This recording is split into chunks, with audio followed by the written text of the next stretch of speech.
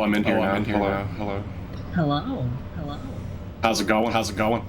It goes. It goes. Would you like to introduce yourself? Oh, are we live? Am I doing this right now? Yes. What's up? Power Up with Pride. How's it going? I'm Starwin. I play the spooky games. Primarily the Silent Hill series. I do a bunch of other miscellaneous horror games as well. I just want to say that this is a real privilege to be able to run this game at any marathon, to say the least.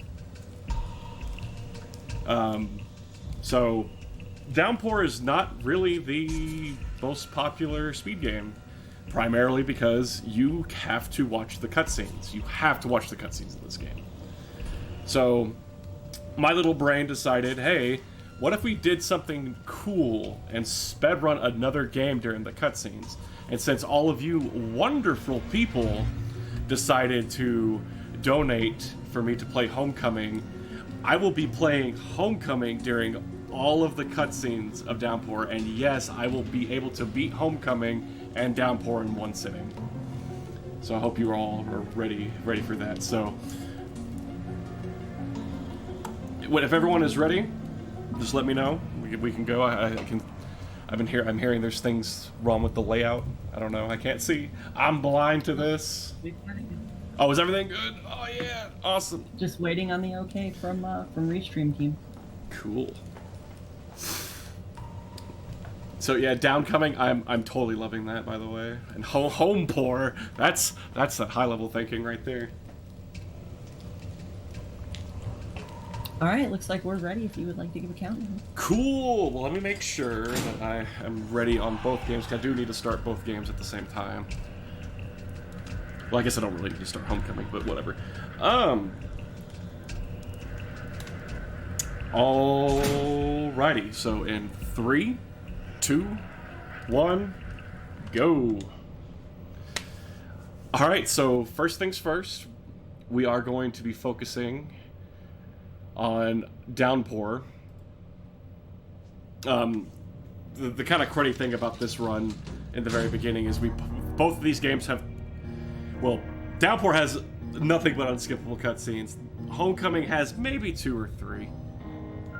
But the opening cutscene in Homecoming is you can't skip it, and there's not a lot of time for me to do things, so we're just gonna stay on Downpour. I am gonna be switching back and forth, like the feeds. The audio might echo sometimes, but hopefully everything will go okay. I know this is kind of an unusual setup, but the quality on Homecoming is not going to be that great either, because I am running it on like a Dazzle. Murphy, it's all set. Make it quick, huh?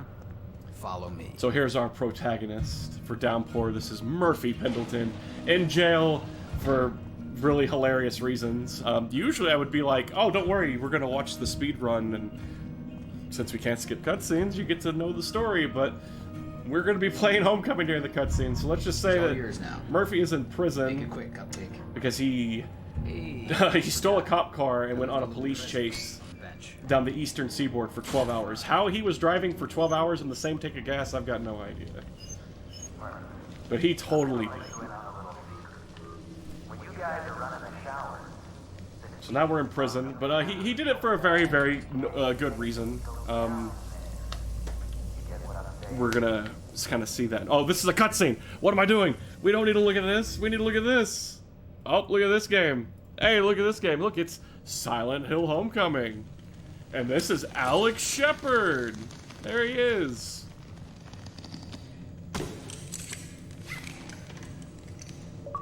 Oh, my controller disconnected. Don't worry. This controller likes to disconnect a lot. So this is, Stop Disconnecting. It's Cali-thon all over again. So this is Alex Shepard. He's looking for his brother. Oh, there he is. Josh, is that you? So the reason, if you were going to play Homecoming casually, this actually would take a lot longer than, you know, you wouldn't be able to beat it during the cutscenes of Downpour. No way, because this game is really long. But I will be using clips. Oh my goodness. Don't worry, it's a wired controller and it likes to be annoying. So we get to use clips to, you know, get through the game quicker.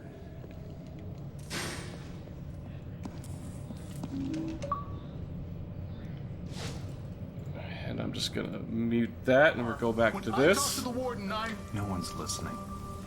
All right, so now we're back on Downpour. So we have, this is Napier. He's a jerk. He did something very mean to our son, and this is why we're in prison, for getting revenge. So we're gonna beat him up with a stick. Grab this knife. Oh, he's coming towards us. What a nice guy.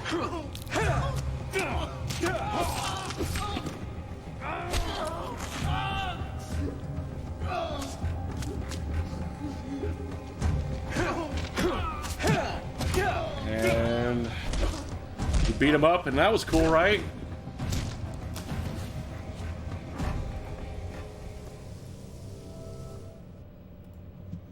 But now we're back at this game. There's a nurse there now. Oh my goodness. All right, so I'm gonna be doing. You know what? I'll go ahead and grab that just in case.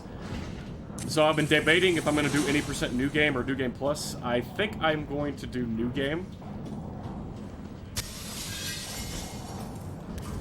So kind of like other traditional Silent Hill games, if nurses or enemies see light, they will, you know, go after you. They'll try to kill you.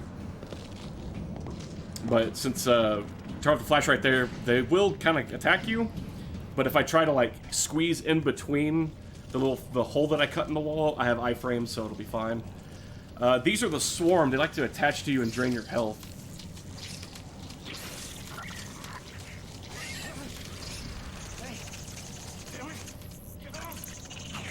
Again, like I said, I apologize for the way the feed looks for Homecoming. It is seriously the best I was able to do.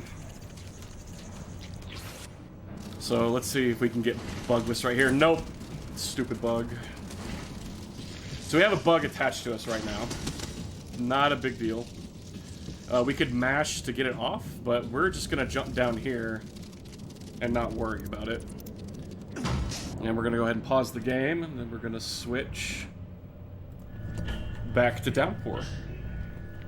Everything sounding okay? I hope everything is, how you guys are enjoying this. This is such a fun run to do. I've done it a couple of times. It's just, you know, you get 2 games in one.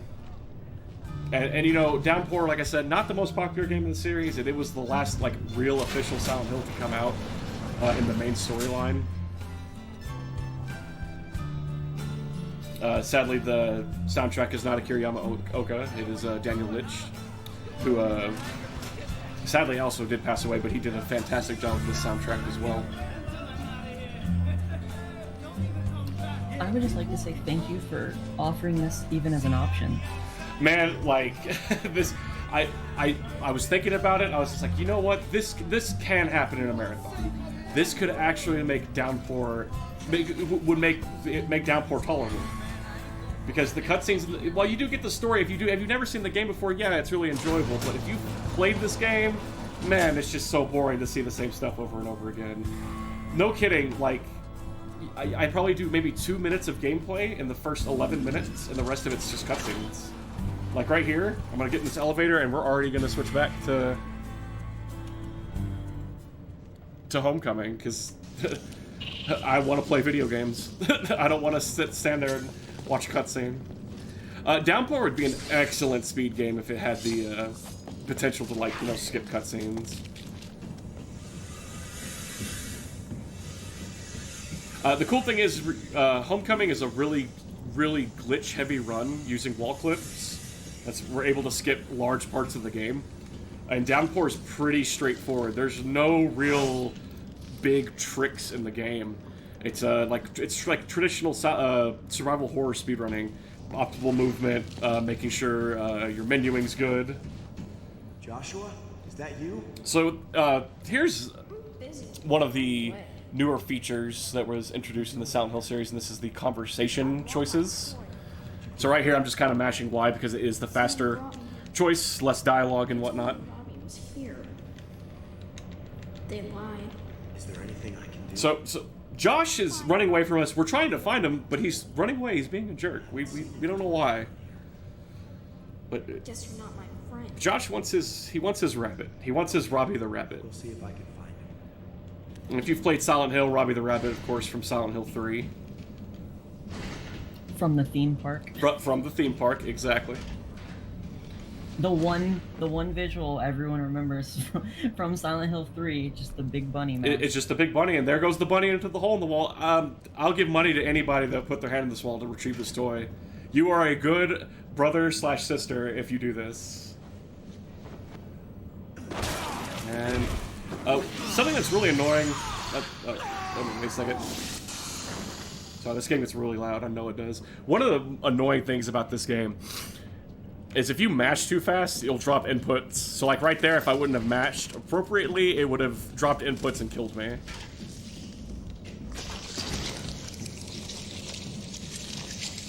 Alright, and we're done with the first part of Homecoming.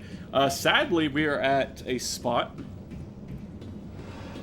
where we have 2 unskippable cutscenes. That's fun. Yay! So, I'll take this time to be like, thank you once again for donating to get this to happen. When I saw the donation incentive was $2,500, I was like, you know what? I'll be cool if that doesn't happen.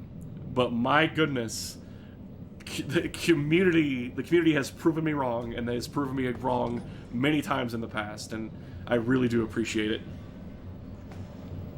I will say, Starwin, you know better than to underestimate the horror community. I mean, that's true. I mean, that's so true. And I'm closing the horror block for this event. That's really cool. The fact that there was a horror block in this event made me really happy. Like, shout outs to the previous runners for their games. That was some good stuff. Also, I wanted to comment on what you said earlier about Downpour with the cutscenes. Downpour is a very drawn-out game. Yes. Like, slower than The Room, and that's saying something. Yes, The Room is an escort mission in the game. Like, the last half of Silent Hill 4 is just an escort mission. This game, however, is just slow, and it drags.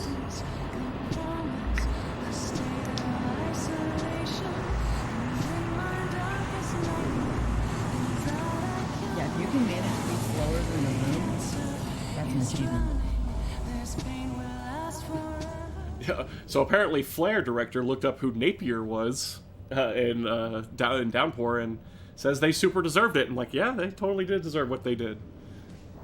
Okay, so I'm going to get to move a little bit because the cutscene in Downpour is about to be finished. I think I might be able to make it into the Shepherd House. I will say, the people that end up in Silent Hill usually deserve what happens to them. Right. What's crazy about Downpour is that the main character is Murphy, but in all actuality, it should be Cunningham, the female police officer.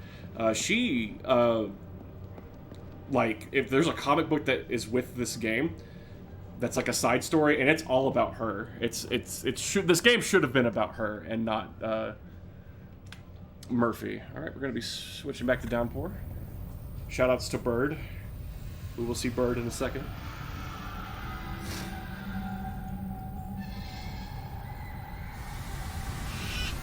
I guess I could have moved a little bit more.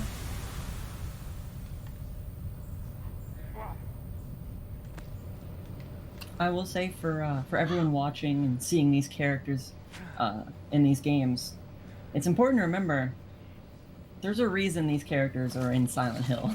You gotta keep that in mind. Yes. Find the highway. Put some ground between yourself and the bus. Hello? All right. No one got to see it, but I went ahead and just walked inside the Shepherd House during that part. I apologize. So I'm actually already in the Shepherd House. But I'm telling you, I'm going to be switching to Homecoming quite frequently in the beginning of this run. So this is one of the silly mechanics in this game, is balancing on beams. This is crazy. Murphy's voice actor, I like him, but at the same time, there's parts when he screams, and it's some of the funniest stuff you'll ever hear, which you'll get to hear later on. So our bus crashed. You guys didn't all got to see that. The bus crashed. We are not in our handcuffs anymore. We are now just trying to put as much distance as we can between us and the bus. And cutscene context you don't need to know about. How about that? Okay. All right. So now we're inside our childhood home as Alex. Go ahead and grab the flashlight. If you were doing New Game Plus, we would actually be grabbing the laser pistol right there. How about you don't disconnect? I'm gonna... Stop it! Sorry. But yes, I said that people in Silent Hill usually deserve what happens to them. For Silent Hill 1, I really don't remember why Harry is there.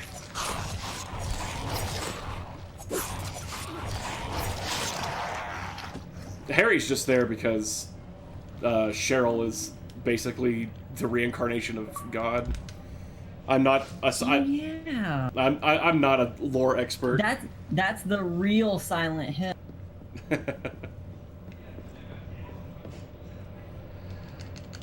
You know, the real killer of this run is going to be my controller disconnecting. And it's a wired controller, too. That's the great part.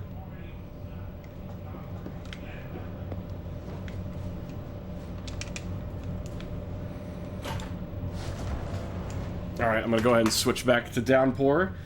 There's going to be an enemy that's going to pop up out of the garage, but we're not going to deal with him right now. Damn it! I need to be very focused on that part. Okay.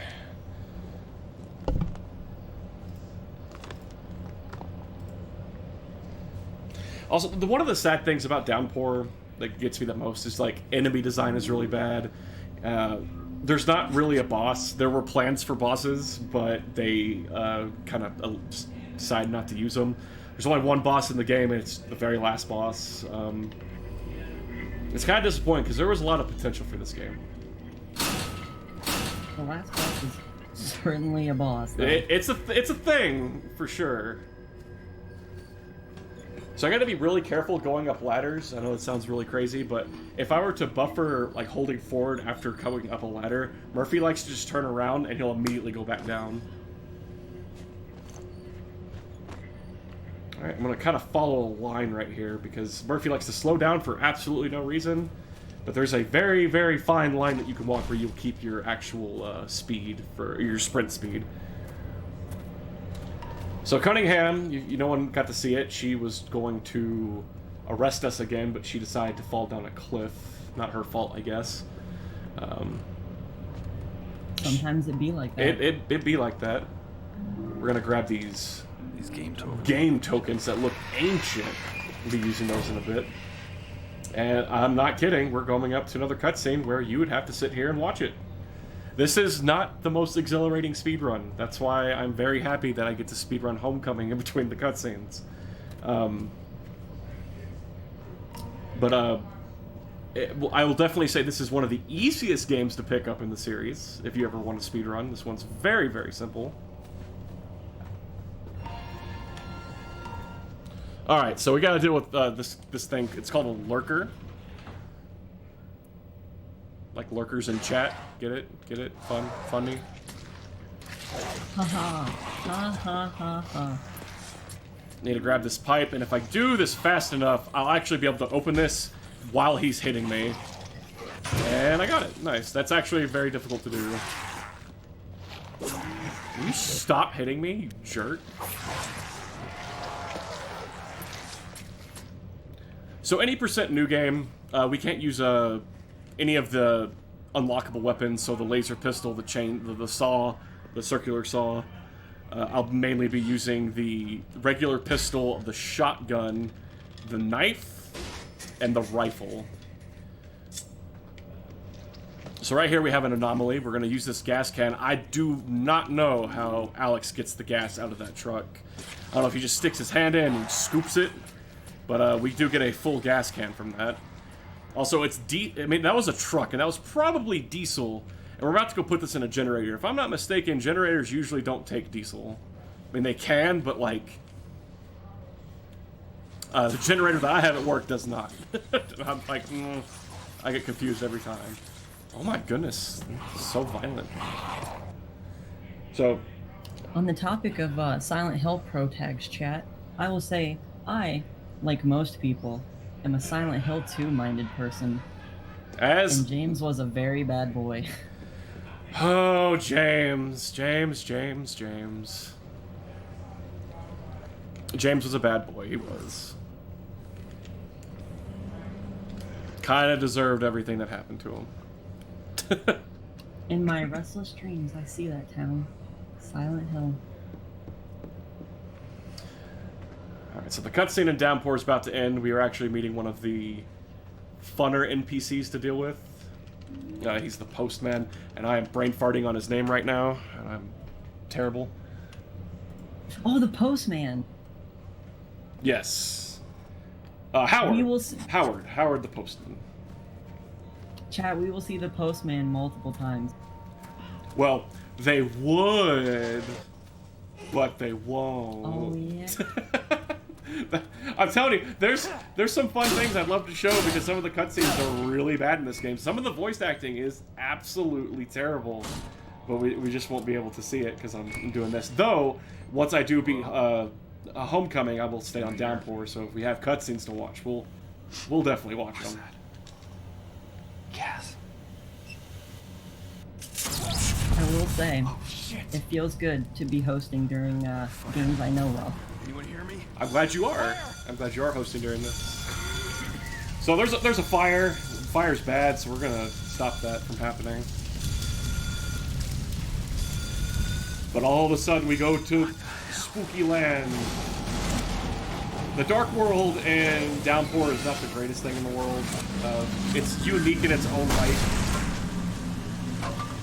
But it definitely isn't anything like Silent Hill 2 or 3, or even Homecoming. Homecoming decides to take the aesthetic from the Dark World from the movies, the peeling away of the real world and exposing the rusted, demonic world of Silent Hill. Downpour is just like barbed wire, rust colors, you know, it's just kind of the same aesthetic. Downpour hands this aesthetic, like the rusty aesthetic, to you very quick as well, as does Homecoming. Whereas 2, you have to go through like 3/4 of the game and fall down a hole before you get Yes. So if anybody's played Silent Hill 3, this should look a little bit familiar. This is in the Borley Mansion in 3, in the amusement park, you run away from a red spooky light. If it touches you, you start dying, or you die. I can't remember what it is. This is kind of the same thing. Red spooky light chases us. Only difference is if this thing touches us, it slowly starts draining our health. Like most Silent Hill games, the health meter isn't displayed. The one thing that Downpour did did something that was a little bit unique. They kind of show you where your health's at. Did I miss that? Did I miss that one? I did. Okay, this is not a big deal. Just get to use my med kit a little bit earlier. You're supposed to run through. You're supposed to run in front of those 2 gates, and then two of them will close, and the other one will stay open. Yeah, not a big deal. Where was I at? What was I talking about? just aesthetic. The thing doing damage. Yeah, you can see it slowed me down and started slowly draining my health. If you actually pause the game and go into the menu, you can actually see a percentage of your health. You can see the percentage. It doesn't do the cool, like, oh, you're in green or yellow caution or orange. It just shows a basic number. It's also worth noting, chat, in case you didn't see it, that section of the game wants you to knock over cages to slow down some temporal time warp thing. Which is really weird. That thing can actually glitch sometimes in certain areas and just insta-kill you for no reason. And, oh yeah, here's the soundtrack of the hour. Born Free. I'm gonna be hearing that song a lot.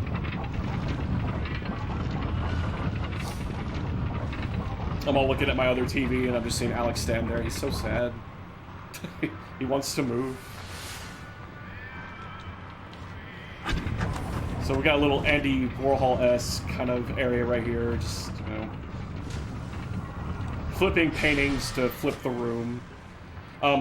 Actually, I didn't explain this earlier. I am playing on easy, and the puzzle difficulty is on easy. Downpour introduced puzzle difficulty again, kind of like the old series, so the original games of the series, but it's really nothing significant. It's like, okay, this puzzle gives you 3 numbers and you need to figure out 1. Okay, well that's the easy solution. The hard solution would be like, well, it's going to take away 2, and then you have to figure out 2 of the other ones. Nothing super difficult. For the most part, the beginning of Downpour is very linear, but it does change up. It has side quests, which is something very unique to this to the Silent Hill series. This thing's gonna break and be annoying. Once I'm able to get to good speed again, I am going to go ahead and use my med kit that I picked up earlier, so I can move a little bit quicker. If you do take too much damage, you do slow down. So now I'm a little quicker. Rotate this thing. If all goes well, I should not get stopped. And I got stopped. I am bad. It's all good though. I was just gonna say that yes, in this game you do reach points where you can go around parts of the town and do side quests that you have no idea are side. Yeah, that's true. And sometimes the side quests won't even give you anything good. Sometimes it's like a med kit or some ammo. Did that really just happen? Hey, since I'm playing on a new Xbox One, I'm gonna get achievements this whole time. Awesome. Can we get a PogChamp in the chat for achievement unlocked? Achievement unlocked, everyone. So now we're going down to the spooky basement. I need to get a wire to repair a lift. Don't have to do anything to it, just have to grab the wire. And if we're good enough, we can long distance grab this thing from like this box. You can actually grab that thing from way far away. Like Murphy needs to have some Dalsim arms or something to be able to pick it up, but you're able to do it. And I think I'm gonna go ahead and do this. I'll switch to Homecoming during this small. It's a very, very short cutscene. Like to the point where I don't think I'm not gonna unmute Homecoming. There's not a lot of audio going on right here anyway. Just like this. Yeah, the cutscene's almost over. Like it's the introduction of like the first basic enemy, and by basic enemy I mean the enemy that ruins runs because they scream at you.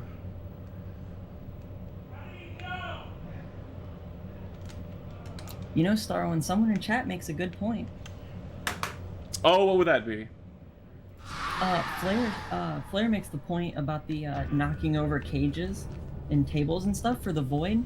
Says it makes sense to the pro tag, and they think it'll work. And to be fair, we are in Silent Hill, so that does have some weight. I'll give it to you. I will definitely give that to you. That's fair.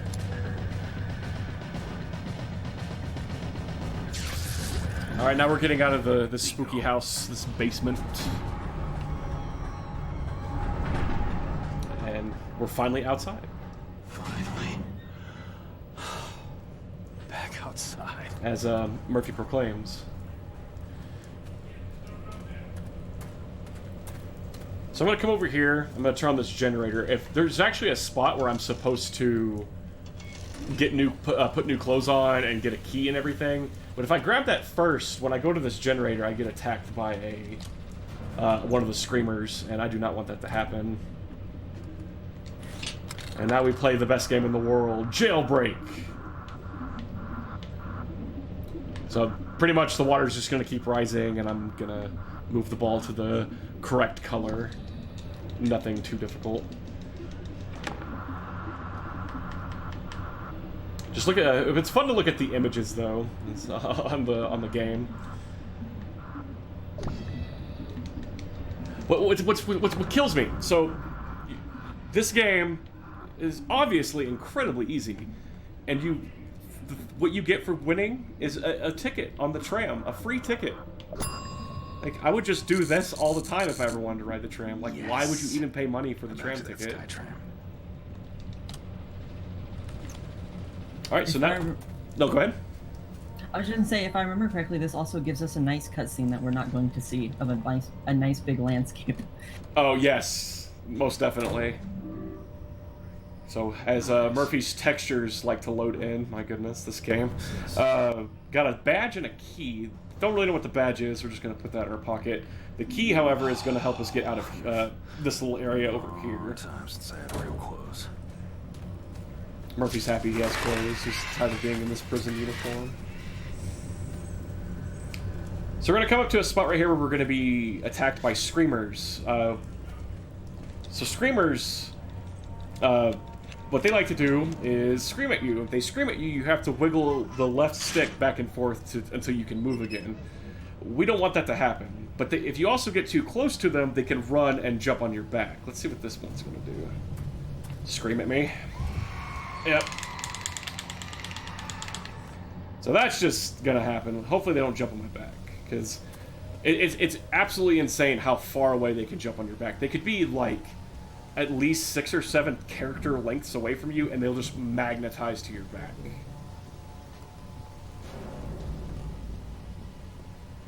Alright, so this area should look a little familiar. This is where we grabbed the tokens.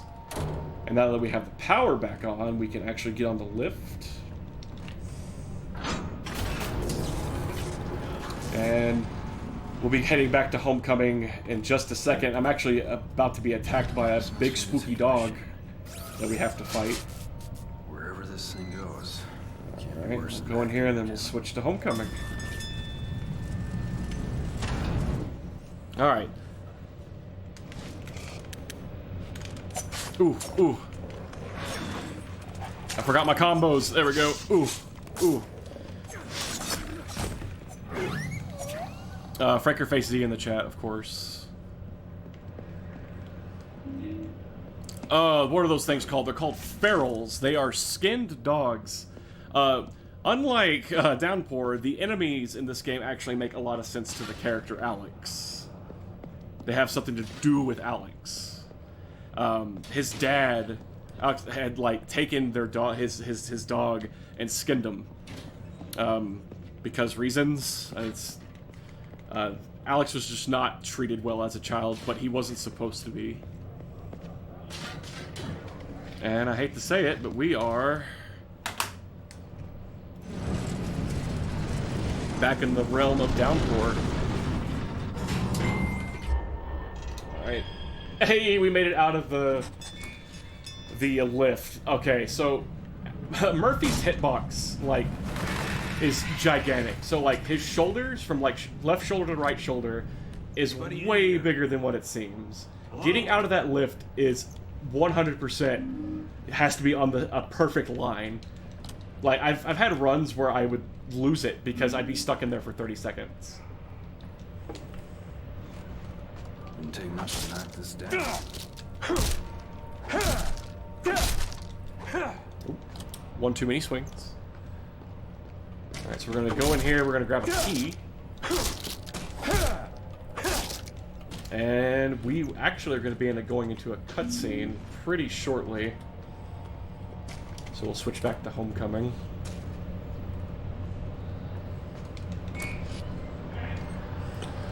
Right here, for some reason, you can't sprint, but the second, I'm going to keep mashing A until my item menu comes up, and then I will just fly to the door.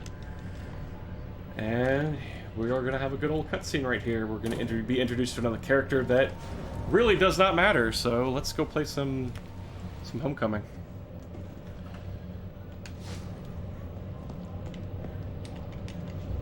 Alright, so we're trying to find... We're still trying to find her brother, but now we're roaming around Shepherd's Glen. We are actually not in Silent Hill. We won't be hit in Silent Hill until later in the game. Shepherd's Glen is like a town across the lake, across Toluca Lake. It's it's really close to Silent Hill.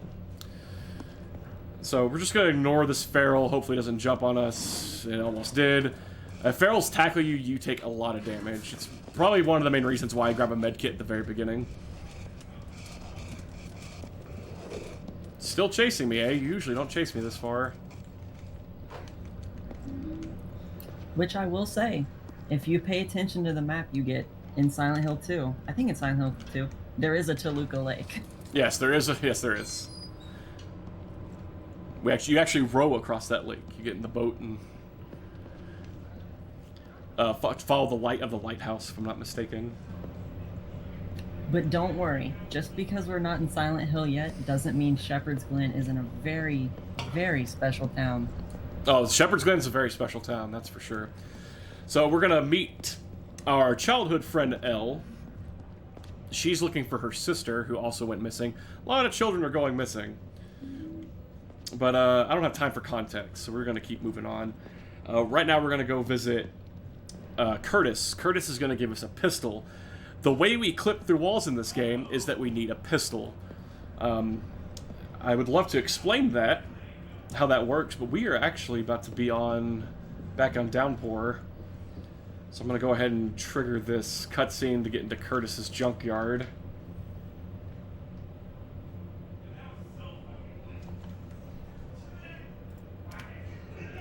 Yes, chat.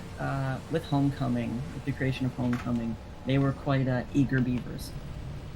The Devil's Pit. Sounds like a fun place. Just want to say I appreciate you looking at chat and answering questions, because I thought I was going to be able to do 3 things at once, and I can't. It's hard. Oh, it's completely fine. We're here for another over 2 hours. Yeah, for a little bit. Alright, so we got a couple of screamers right here, and yes, it's just kind of random if they hit you or not with their scream. Sometimes they don't even go for it. When you are getting attacked by enemies, you do get a little speed boost, so let's see if we get screamed at. Good.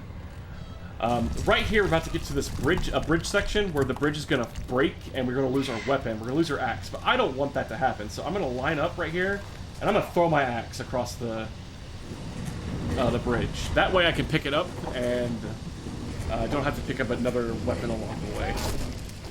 So there are one-handed weapons in this game and there are two-handed weapons. One-handed weapons are significantly faster to swing.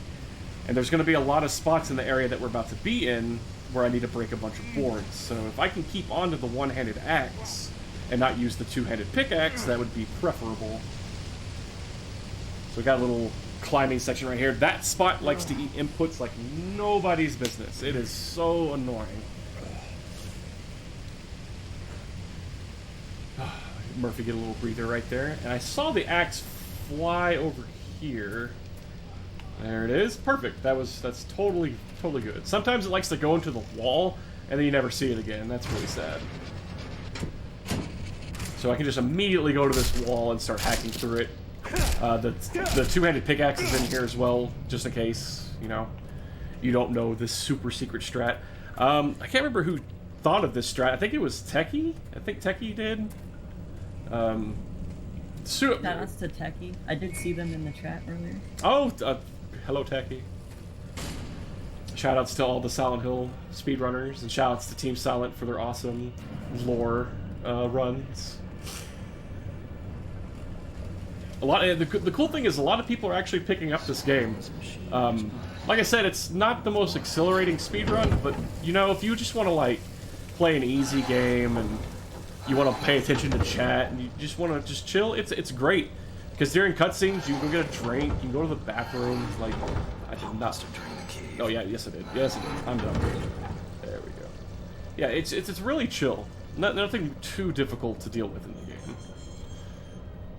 It's like I say, it's all about optimizing movement to be good at this game, and that's like a majority of horror games. And I actually have a small cutscene right here. I think I'm gonna jump in and do this. Let's see if we can't go ahead and talk to Curtis. To elaborate on what you've been talking about, chat, yes, the last 2 Silent Hill games to get made are Shattered Memories and Downpour, which I know some people like Shattered Memories, but it doesn't really feel like a Silent Hill game. And it's kind of a sad departure for Silent Hill. Shattered Memories is serious. A lot of people don't like Shattered Memories, but if you take it for what it is as a alternate retelling of the first game, it's a lot of fun. I would highly recommend only playing it on the Wii, though. Shattered Memories is definitely interesting and does neat things.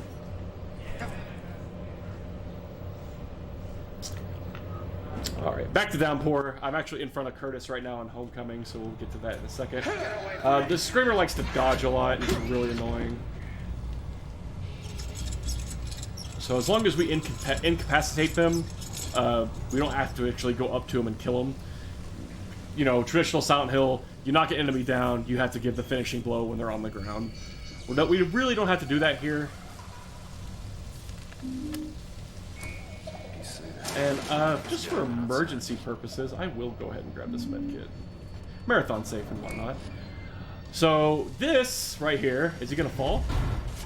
That is called a weeping bat.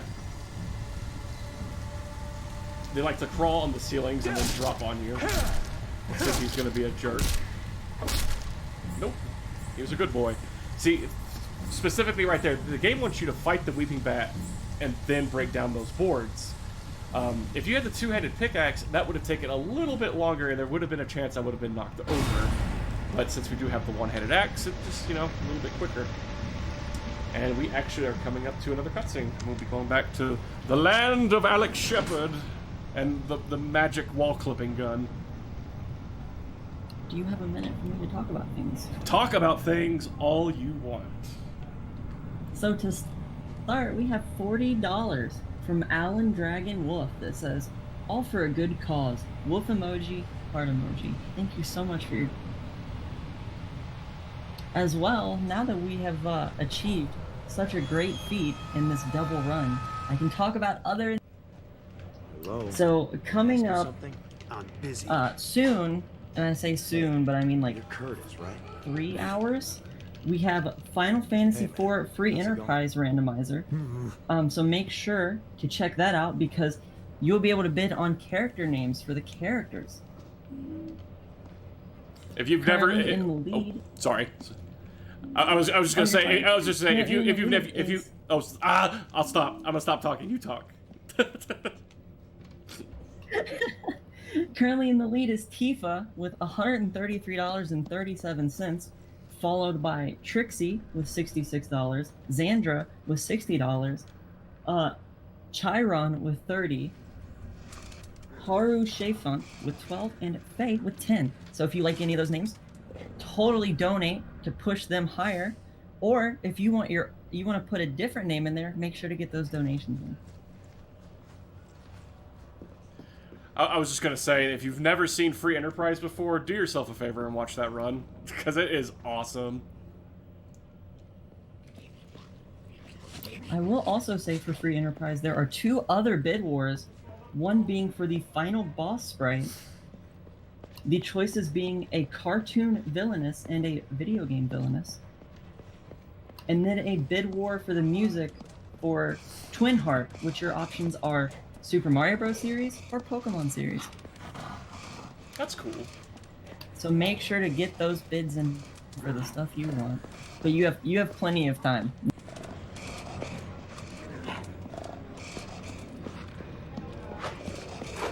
Good dog. Good dog. Alright, so we're almost about to... I'm kind of sad because I'm about to be at the very first clip in the game. That dog is still here. What are you doing? That dog should not be there. That was weird. Alright, I gotta pause. Can you get some Franker Z's in the chat for Wall Dog? Dude, Wall Dog is not supposed to be there. I have no idea what just happened.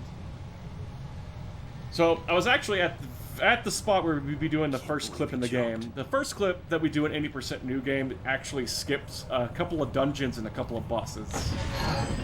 So, more or less, we'll be put about at the... maybe like at the 60% point of the game being done. All with one clip. So since Downpour really doesn't have a lot going on right now, I'll kind of give a little bit of a know-it-all kind of thing about clipping and Homecoming.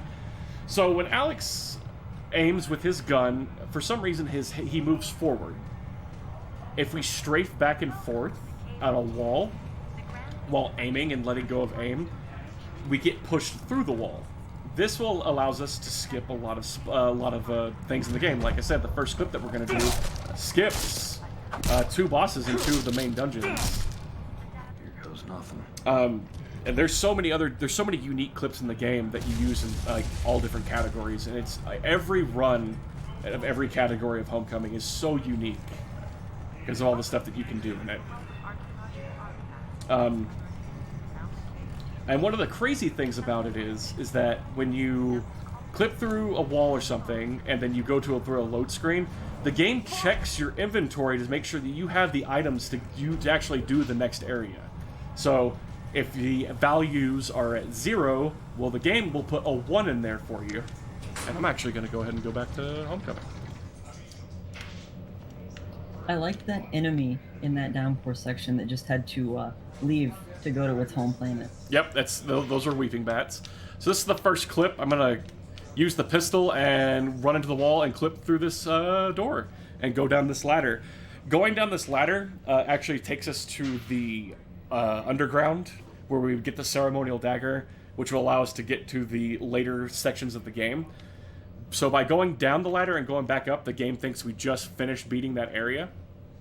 So now we have a bunch of items. We have the shotgun, the pipe, the axe, the ceremonial dagger. We have a lot of things that we can use now. What are you shooting at? May I ask, isn't it that the ceremonial dagger is seemingly one of the best weapons in the game because of the 3-hit combo it has? It's because it doesn't cause it doesn't have a lot of startup. It makes it one of the better one of the better weapons to use in the game for sure. It's also conveniently a doorknob.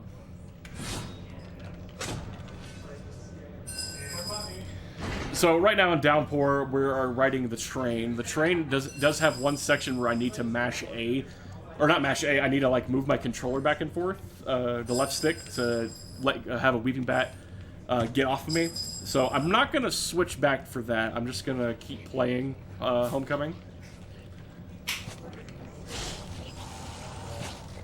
So that first clip skipped, like I said, almost 50% of the game. Once we get back to the Shepherd House, then we'll be about 60% done. This is one of the main reasons why we actually are able to beat, or actually play Homecoming and be able to beat it during Downpour cutscenes. Because of these clips. You would not be able to do this casually. Not in a million years. So this area should look a little familiar. We're just kind of backtracking, going back to the house. See, I have the pipe, I have the axe, I've got a pistol, and I've got a shotgun. Very, very, very, very important items. Hopefully this feral does not jump on us. Good boy. Shoutouts to iframes in video games. I think that control wiggle part is about to happen. I'm looking at 2 TVs at once. This is a lot of fun.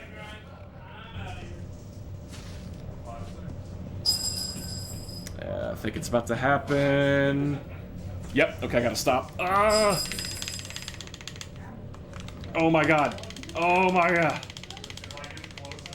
Let go of my head, please. Okay.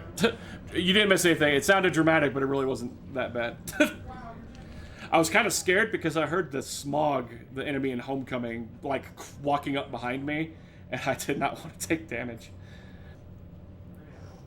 So we're going to be on Homecoming for a little bit. There's the little train car ride is still happening. Then we're going to have another cutscene after that, so... Okay, so now we're back in here. I would show up this one little funny thing that happens, but you can actually clip through this wall before cutting into the sheet. And if you do, Alex's dad is on the other side, and you can 100% interact with them. You can hit him, you can kill him, but he disappears the second you actually cut through the sheet. So we got the attic key. If we were doing New Game Plus, we actually would just clip through the door that we would clip through the door that this key is needed for. But since we're doing a new game, we have to get the key. And I'm gonna go ahead and switch to the good old pistol. Use the key. And 60% of the way down Homecoming. And we're not even We're almost maybe 30% done with Downpour. It's just these cutscenes, man. They hurt.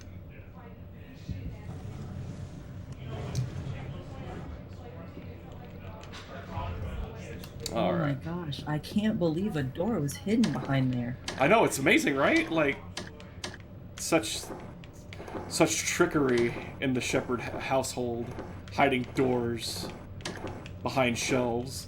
Alright, so this is going to be the second clip in the run. We're going to, instead of going back downstairs and having to deal with the load door, we're just going to clip through this nothingness, and then I'm going to fall through the floor. And nope, look where we're at. And now we are heading into the Nightmare Shepherd house. So this is, like, the third or fourth dungeon in the game. We need to solve 4 really simple puzzles to get out of here, and then after this we'll actually be heading to Silent Hill. The real place, not Shepherd's Glen. We will 100% be in Silent Hill. Well, see, what it lacks in puzzles, it makes up for.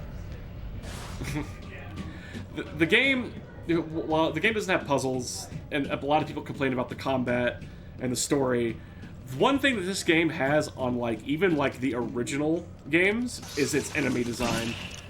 Go look up the enemies and the bosses for this game. They are absolutely incredible. They are beautiful.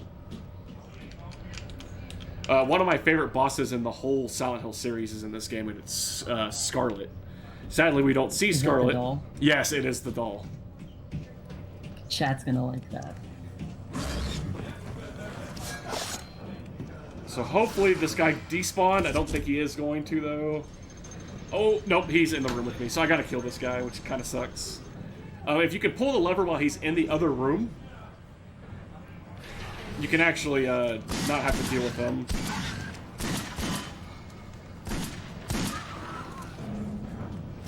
Alright, I'll take that.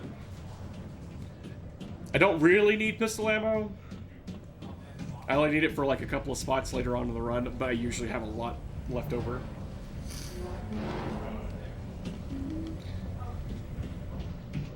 And I think I'm going to grab this medal, and then we're going to go ahead and go back to Downpour.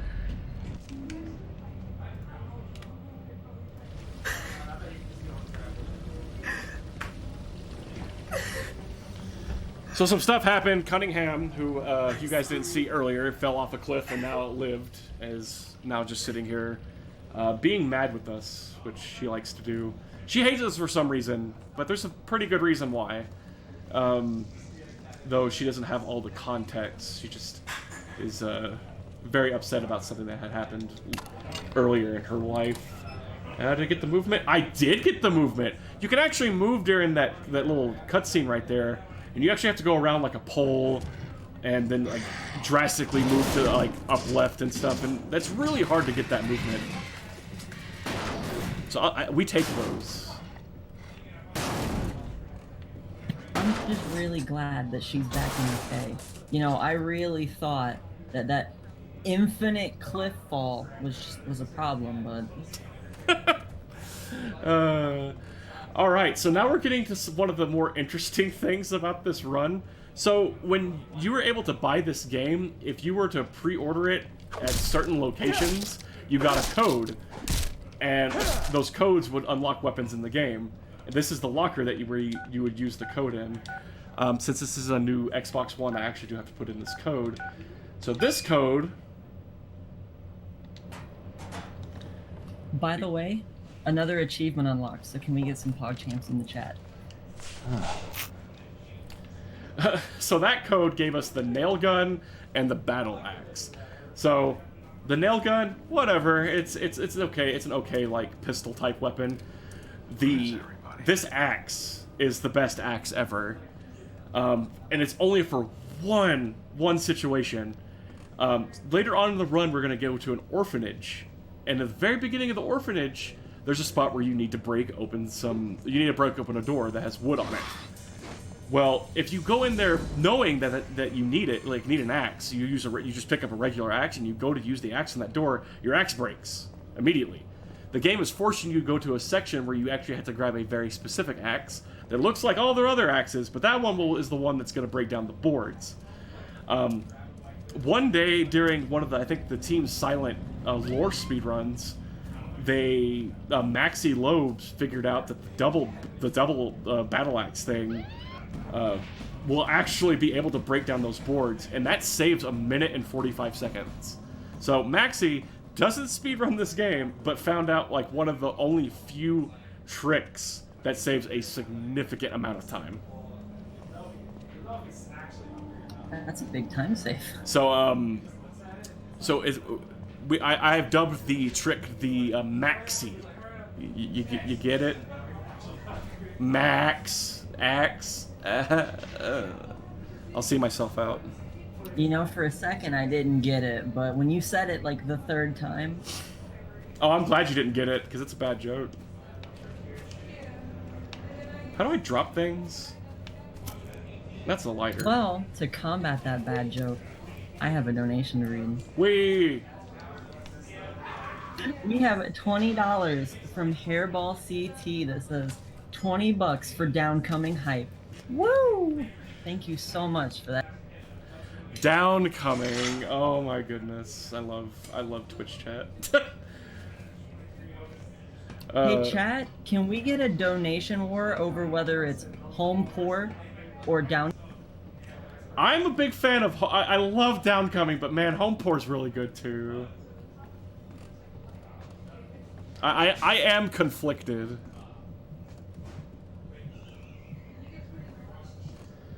I'll tell you this right now. If you start a bid war with this, whatever wins by the end of the run, I will officially name that the category for this run, officially, because it doesn't have a name. Those are big stakes, chat. You can sway the future of this game. Alright, so we just climbed through a window. This is just going to load the second part of the area. It's really silly. You can go up to this door and open it. It'll start playing this audio from the radio, but the game still needs to load. It's really weird.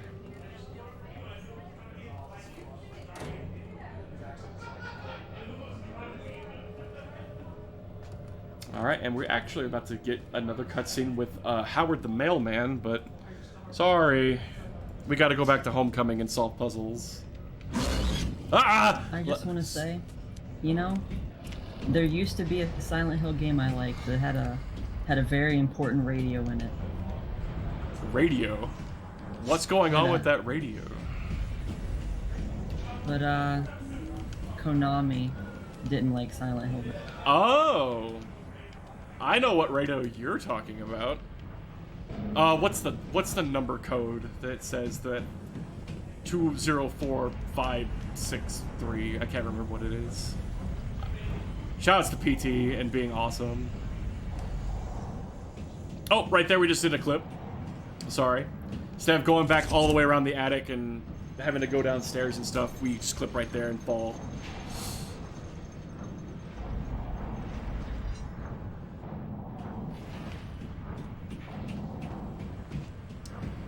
Alrighty, got one more puzzle right here.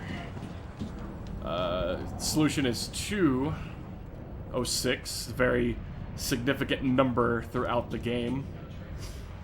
But if you want to find out, go play the game.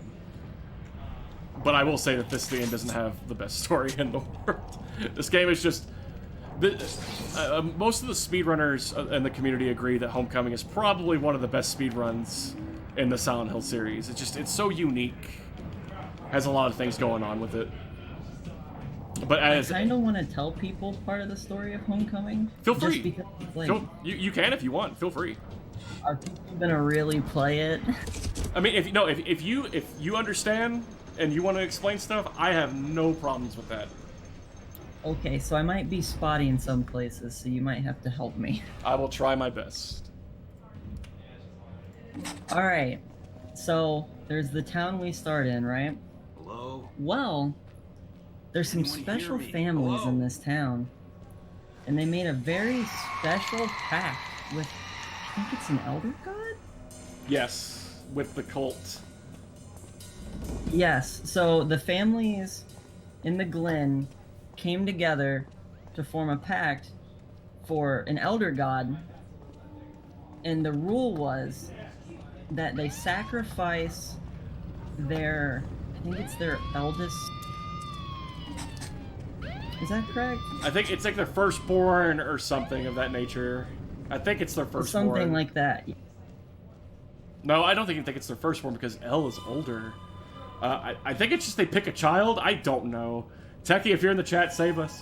Essentially, these families have to sacrifice one of their children for the elder god to be pleased and continue whatever it's doing with their families. I forget what it is. But unfortunately, the main thing with Shepherd's Glen, since it's so close to Silent Hill, they kind of did a pact with the cult to like be like, hey, we don't want to deal with Silent Hill. Can we do something so we don't have to like deal with it? And that's the thing that's what they had. That's pretty much what they had implemented was the sacrifices and stuff.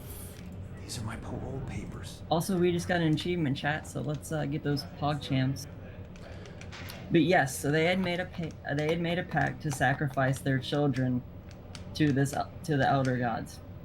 But unfortunately, one day, while Alex was out on the fishing boat with his dad and little brother. Just his little brother. Just his little brother. Was it just his? Yes. Alex took Josh out to the took him out on the river or the lake or whatever, and you know he was arguing with Josh about the necklace that his dad gave him. Oh yeah, the necklace. Thank you. I'm very. Oh, you're fine. And then Alex is like, give it to me, and he starts pulling on. Josh is like, no. And then Alex lets go of Josh. Josh hits his head on the boat, and he drowns. And then Alex's dad shows up and is like, what have you done, Alex? You have no idea what you've just done. And Alex is like, oh, I can save him. No, I can still save him. And then Alex goes crazy. The Shepherd family was not very happy. Essentially, because it was Alex who was supposed to be sacrificed, correct? And yes. Not It was the main reason why Alex was treated so poorly growing up. His dad never wanted to show him the sacrifice. Yeah, his dad didn't wanted to show him love, so that when he killed him, at least he died knowing that his father hated him. Thank you, Techie. I was about to bring that up, that the entire, army backstory is just complete. Yeah. Thanks, Techie. Techie is the homie. Hi, Tech. Alright, we're gonna skip a bunch of cutscenes, and then we're gonna be in Silent Hill, but I think at the same time, we're actually gonna need, we're gonna have to go back to Downpour, so we're not gonna get to see Homecoming's version of Silent Hill just yet. Also, yes, Acid Rain, that is a major theme through the Silent Hills. Is that Pyramid Head is usually tied to self-shame. You see that with James in 2 as well. I think, isn't it Pyramid Head is just completely directly tied to James? It's like his aggressive sexual tensions that he has towards his wife. He is an angry boy and he is a bad boy. So yes, seemingly Pyramid Head is usually tied to self-guilt. Yes, he shouldn't have been in. He's in Pyramid Head's in Homecoming. It has no reason to be there. For anyone wondering, basically what happened was Silent Hill 2 came out, and it was a major, resounding success. And so they thought to themselves, well, what's the major iconography of Silent Hill 2? Pyramid Head. Just shove him in everywhere. Put him in Homecoming. Put him in the movies. Let them do no reason to be in the movies whatsoever. Let him be in a Mortal Kombat fight with some weird thing in the second movie. Come on now. So we are in the archives in Silent Hill in Downpour right now. I'm gonna be doing a couple of strats. We'll have a cutscene or two, so we'll actually be getting to Homecoming a little bit more. There's a weeping bat above me. Do not follow me, you jerk. Thank you. I love this part. So you can see the wheelchair guy in the TV, but for some reason Murphy's just like, I'm not gonna look over there for no reason. Like, I'm just gonna keep doing what I'm doing. All right, Weeping Bat, do not fall on me. Please do not fall on me. Hey, you shouldn't fall on me. Okay, he's not chasing me. Okay, good. So pretty much once Welcome, you're... chat, to the secret unintentional lore stream. Secret lore stream. Da-da-da, da-da-da. Alright. So I'm going to be coming up to a part where having good movement will save me about 10 seconds. There's going to be like this walkway that's going to fall. Or it's going to fall and scare Murphy. But if you're able to get past a certain point, you can actually just skip him being scared. And it's actually coming up right here.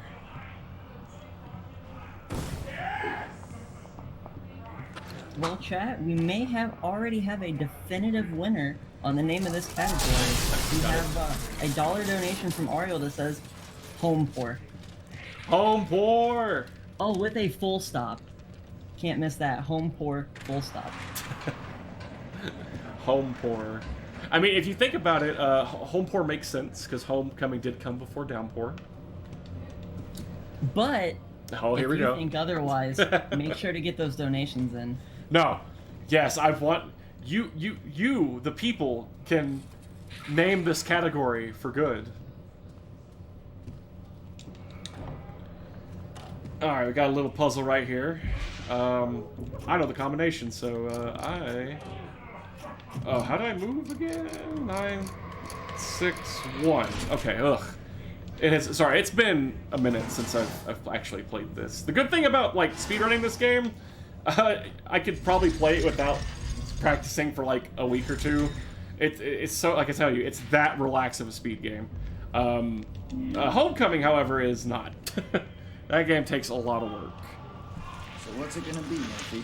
Welcome, Phantom Ensemble. For context, the initial run was Silent Hill Downpour any %, but we managed to achieve a donation incentive for the runner Starwind to run Homecoming during the cutscenes of Downpour.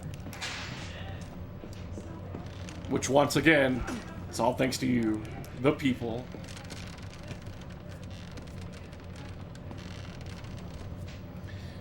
Alright, we are in Silent Hill, officially in Homecoming. Alex, are you there? Our homie, Wheeler, is captured. He's in the prison, so the next area that we're going to try to get into is the prison. There's a long section of, like, having to turn off the power to the electrical fence to get in. I don't have time for that, so I'm going to clip through a wall, and we're just going to immediately get into the prison. Because that's how Homecoming works. You clip through walls to beat the game. Hey, Starwind. Hello! Wheeler, are you there? Wheeler, come in. Do you get it? Silent Hill Homecoming? I want to leave now. Can I leave? I don't want to be here anymore. I'm just kidding. That's funny. Good one. Haha. You owe me one. Alright. I think people forgot or did not realize that the name of the game is very on the nose. It kind of is. Oh, what's this password? 851136. That's right. So another part where, you know, you have to go figure out a code, but the classic, if you know it. You know, that actually brings up a question. Oh, sure, go ahead. What does the UFO ending for Homecoming require? Okay, so the way the endings work in Homecoming is when you do 3 specific choices. There's a part in the church where you can go into like a cathedral and you can like forgive your dad or not forgive your dad. Then there's the showing your mom mercy or letting her like die like painfully. And then there is saving Wheeler or not saving Wheeler. And the choices to get UFO ending are not forgiving your dad, not showing your mom mercy, and healing Wheeler. I'm And- starting to remember things. Is Wheeler that guy who, like, what is it, like, gets his skin ripped off or something? No. There's someone who's, like, bound up, and it's real bad.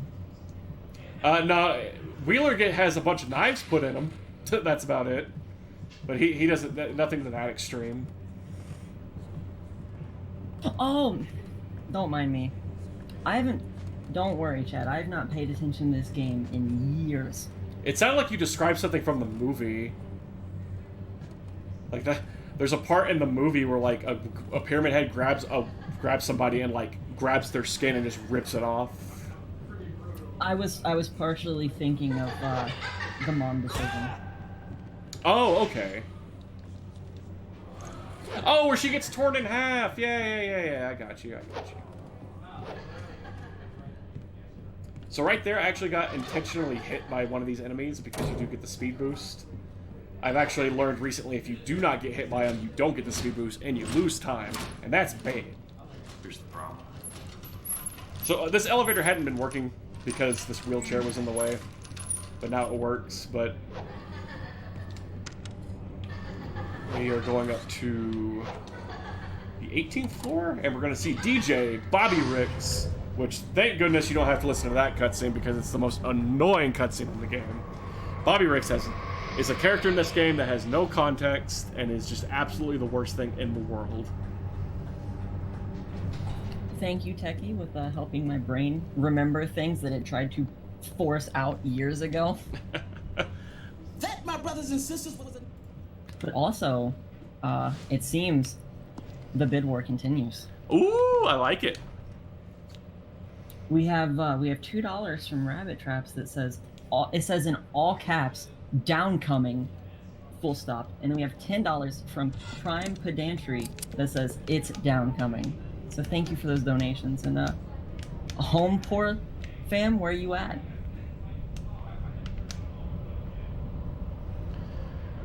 All right, here's the clip I was talking about. I had to do something a little bit different to get out of that wall. Right at the end, you saw me switch to the shotgun.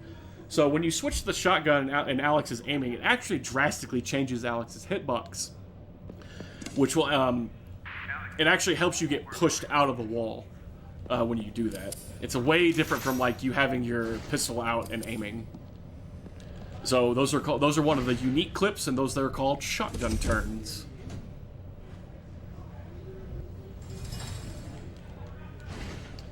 So this is the prison.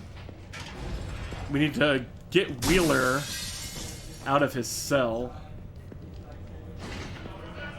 So that's where we're heading to right now. We're actually going to be dealing with a few human NPCs. Techie makes a good point. Wheeler is awesome.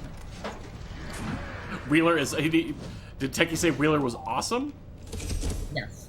Wheeler is awesome and also is the fastest thing on, like, on the planet. I'll give context to that in a second.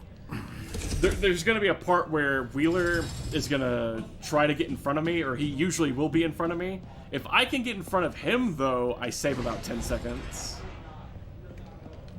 But Wheeler is very quick. Good job. Now get me out of here. There's a switch over there. Wheeler is a nice guy, and he tries his best. I agree with that. Okay, let me try to open that gate. Also, I forgot about those enemies, and I hate them. Which ones? The Siam? The big one? Yeah, the big one. I forgot what they're called. Yep, Siam. Because they got the weird feet. Yeah, they are very unusual enemies, that's for sure. But they are also cool looking. Very cool enemy. What happened in here? Oh. Alright, That's gross. here's my chance to get in front of Wheeler. Alright, hit that switch. Which I think I'm gonna do. I had pretty good movement. Yeah, there we go. Let's try to find a way out of here. Alright, let's see if I can't get this little fun trick. Alex. If you roll before the cutscene trigger, you can actually alter the positioning of Alex. Let's see where I get put. Way far to the right. Now here's what That's you do. funny. Head across the catwalk to the locked bars on the Who are you talking to? Now get out of here. Alright, the cutscene in Downpour is just about over. I'm gonna try and get this first clip. It's gonna be very, very, very tight, though. This first clip in the prison is a little notorious to giving me bad luck. So let's see how this goes. I'm actually having to clip through 2 walls. I would also like to remind everyone that we're only about halfway through this.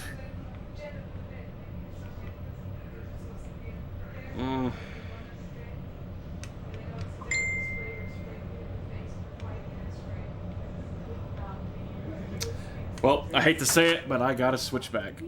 I thought I was gonna get it, but I couldn't. Oh my goodness, my phone's going crazy. Achievement unlocked, chat. Hooray! Friend. We found a friend. You know who's my friend right now? Everyone in chat.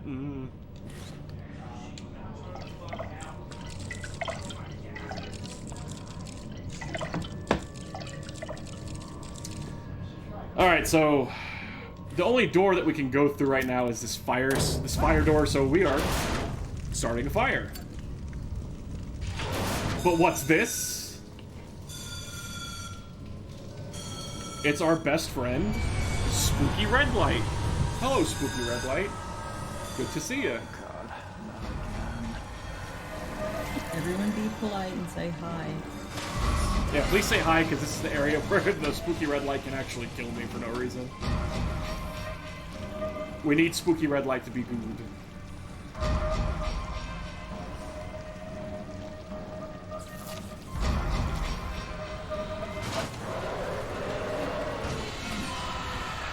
Alright, so we're gonna go in here, and then sadly we have to turn around and go back the way we came. But it's just like, but the only thing that's different is like the layout changes. So I think it was just an excuse to get the red spooky light behind you.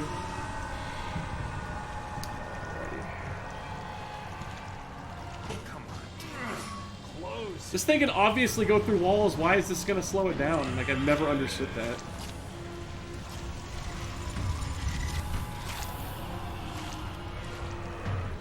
Oh, don't get caught on stupid things. Okay, now I'm scared.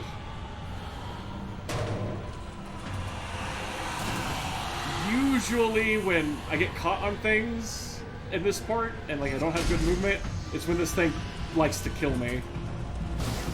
So it's gonna be right here once I go around this corner. Would it be alright if I asked you a question while you were running for your life? Oh, sure, go for it. How does it feel to have an audience that is loving to see these games side by side? Oh, see, like I said, I haven't been able to see chat, and I really hope everyone is enjoying it. Oh, they love it. Everyone is just absolutely Awesome. Well, I'm glad this. Like I said, I'm super happy this made it in. It makes Downpour a good game to watch. And this is kind of like a cutscene, so I'm gonna go ahead and go back to the clip in Homecoming.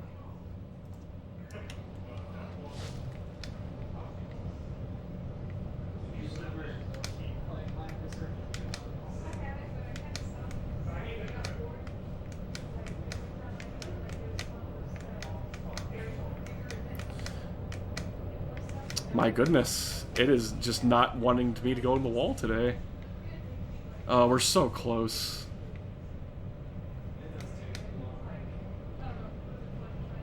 There we go. Woo! So we have one more clip we need to do. Need to clip through this fence. There's a cutscene trigger below me, and sometimes that can trigger, and I do not want that to happen. But it can happen, which is sad. Are you gonna give me a pillar climb? That'd be insane. Oh my god, stop giving me such resistance.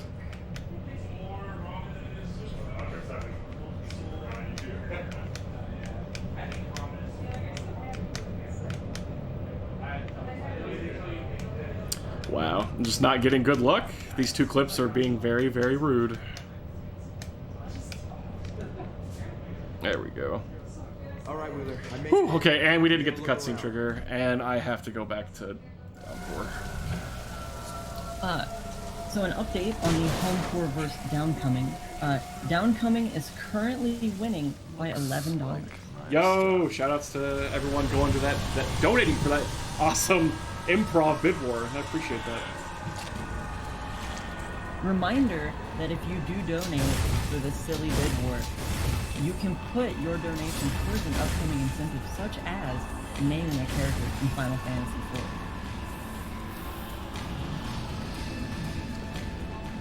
That guy has a big hammer. I want that hammer. Oh, I don't get to get the hammer. So, I am grabbing a lot of emergency medkits because I am scared at certain parts in this game. These guys are jerks. They like to spurt blood on me, and it does a lot of damage. Those things hurt so bad. We are coming up to a spot where I will say, if you get motion sickness, please turn away, because it is ridiculous. I will give you the warning one more time when it's about to happen. But it definitely gets me sometimes.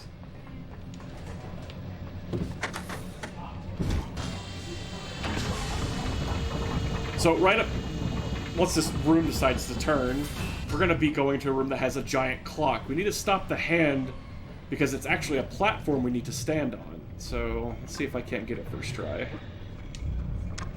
I sure did. That's awesome. That thing likes to stop at random intervals. It has a mind of its own. But yeah, if you are susceptible to motion sickness, please turn away for about 20 seconds.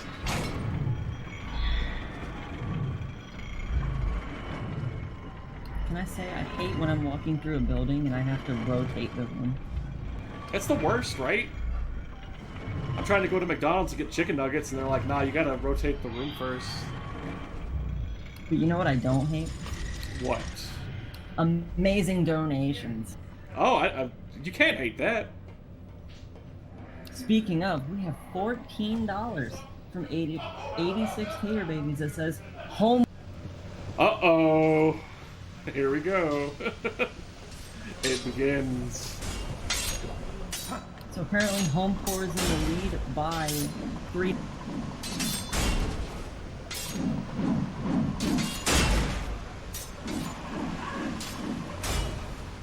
Oh, don't get stuck. I always give shoutouts to Techie right here because he did die here once, and it's just absolutely painful to lose a run right there. Shoutouts to Techie. Anytime I run this game like a marathon, or not even a marathon, just run the game period, always give him a shout out. Because I'm about to say, I don't run this in marathons. This is the first time I think this has actually been a legitimate marathon. I could be wrong, but you don't see this game very often.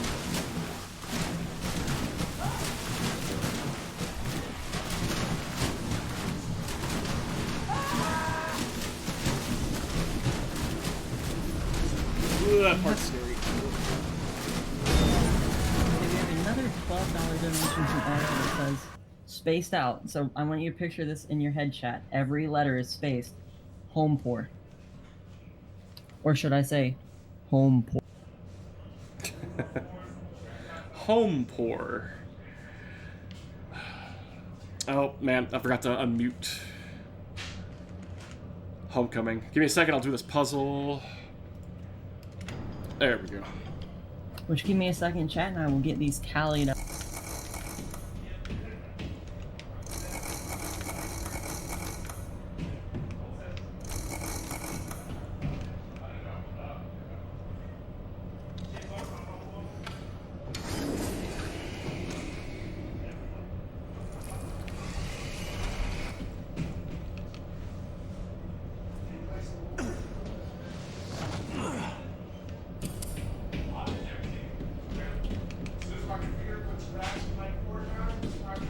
Tallying will have to wait though, because now we have a $25 donation from Malumet that says believe in the hashtag downcoming. Oh man. Whew. That's awesome. Keep it up, chat.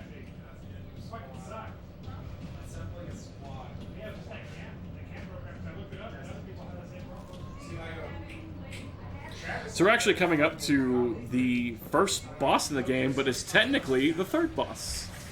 And that will be Asphyxia.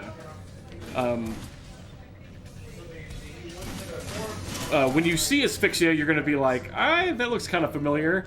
Asphyxia looks a lot like the Human Centipede, but what's funny is that this game actually predates the Human Centipede. Download like 6 updates prior to it so it can work just for one stage. And here's Asphyxia.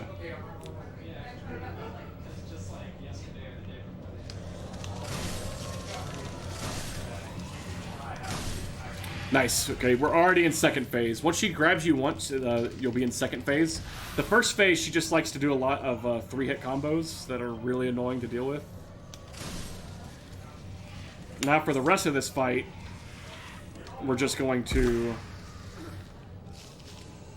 We're going to be hitting her tail.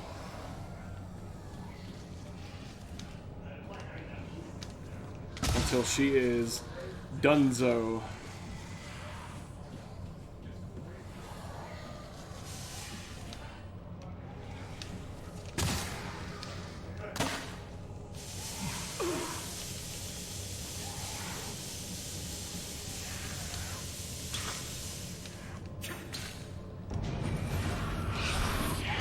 And the cutscene is about to end in Downpour. Actually, that's going to work perfect. I just dropped my controller. Wow, that was super quick. All right. So now we're back in Downpour. We actually only have a couple of areas left in Homecoming. We have the church, which has 3 of the more notorious clips. Oh my goodness, the audio and... the audio was still going in Homecoming. Has 3 of the more notorious clips, and then we have 3 more clips we have to deal with in the final lair, and then there's 1 more clip after that, and then it's the final boss. So we do have a few. I think we have like maybe 2 or 3 more long cutscenes that will have the chance to be able to beat Homecoming. We're actually about to get to one right here. Definitely need to have some clean clips.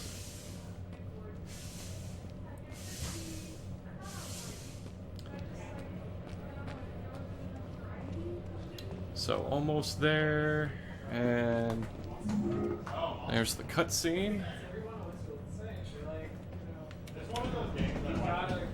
All right, everyone, I've done the tally so far, and Downcoming is ahead by $30.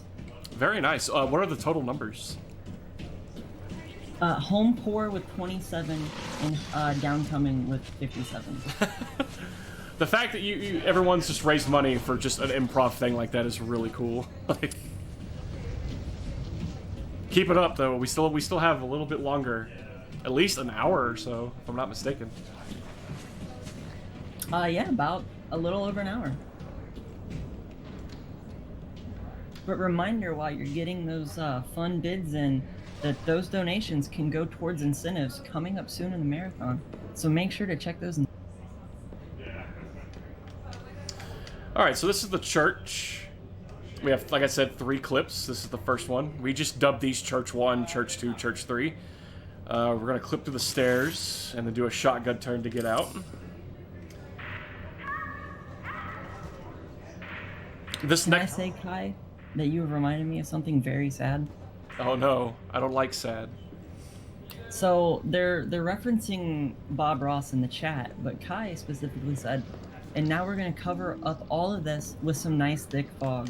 And I can't help but think about the the trilogy collection. Oh no, the Silent HD Hill? collection. Yeah, the HD thank you. The HD collection where the fog didn't cover anything.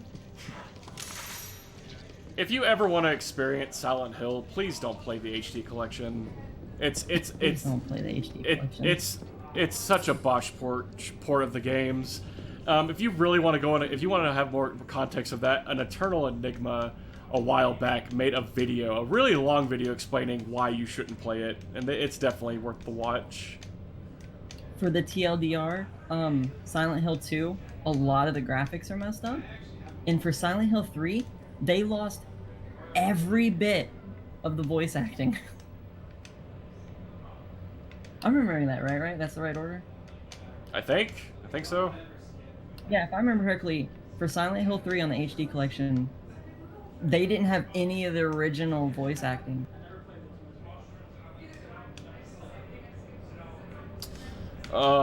Church 3, come on. Church 3 is the run killer. Okay, there we go. Woo! And I'm gonna have to switch back. We're gonna be walking on sunshine when we come back to good old Homecoming. Where'd she go? Nope, I need to mute. Okay, so this is where the maxi strat comes in. This is the door I was talking about. And we can go right in, save 1 minute and 45 seconds, and guess what? We're already back to Homecoming. And trust me, we are skipping a cutscene that is the absolute worst thing in the world. So we've done we have 4 clips left. We have 4 clips left, 1 area that we have to go through. We will be done with Homecoming. I want to say one of the things about Silent Hill 2 in the HD collection was part of the problem was when they went to do it, they didn't have a release version of Silent Hill 2. They just completely lost that. Yeah, they lost it. Yeah, they lost everything for 2. And they had to revert back to like a version of the code like a few versions before release. Yeah, dude, it's so sad. Like, you would think, like, how can Konami mess this up? Like, everyone's hated, like, wow. Everyone hated Origins, everyone hated Shadow Members, everyone hated the Western Silent Hills, and it was like, oh, finally, we're gonna have 2 and 3 on a good system. Nope. Also, sorry. Loud screams.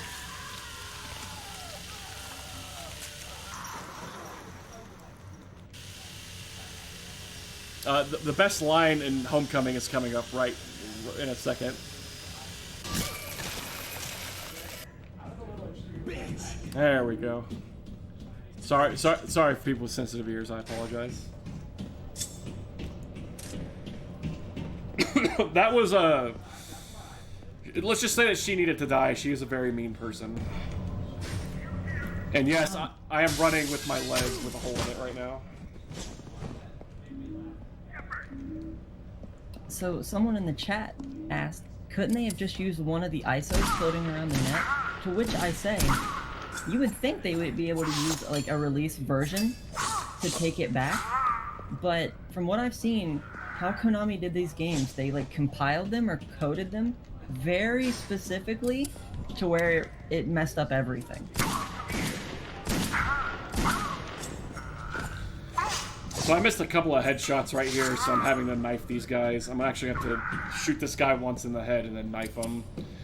There's 3 clips here. There's one called a pillar climb, which is a clip that we haven't seen yet. It's what you do is you clip inside a pillar. But instead of going through the pillar, it actually will shoot me straight up. And that's how I'm going to get into this room over here. The pillar climb is definitely one of the last of the hard clips to do in the game. Oh, but we're going to have to wait because I have to go back to Downpour. But we are very, very, very, very, very close to beating Homecoming. We'll have a cutscene in a little bit, and we'll be able to get back to it. So we're at the orphanage.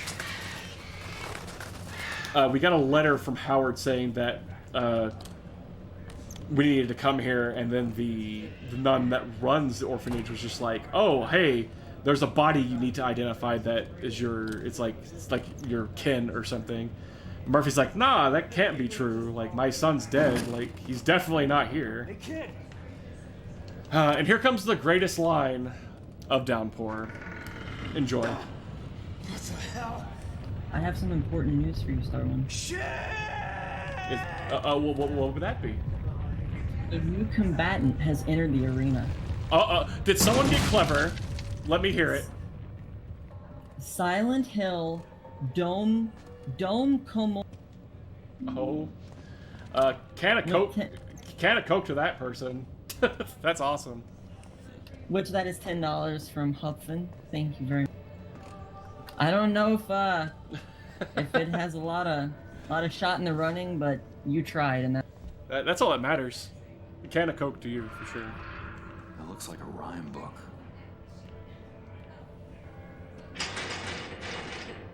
So the whole premise of the orphanage is we need to figure out this rhyme because there's a little boy that won't open the door for us because he thinks we're mean and evil. He thinks we're the boogeyman.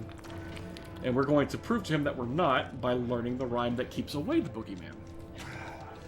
So the book of rhymes is behind here, but of course this wouldn't be a Silent Hill game or a horror game without things being missing. Almost got it. So we have to go find the rest of the pages that are missing in this book.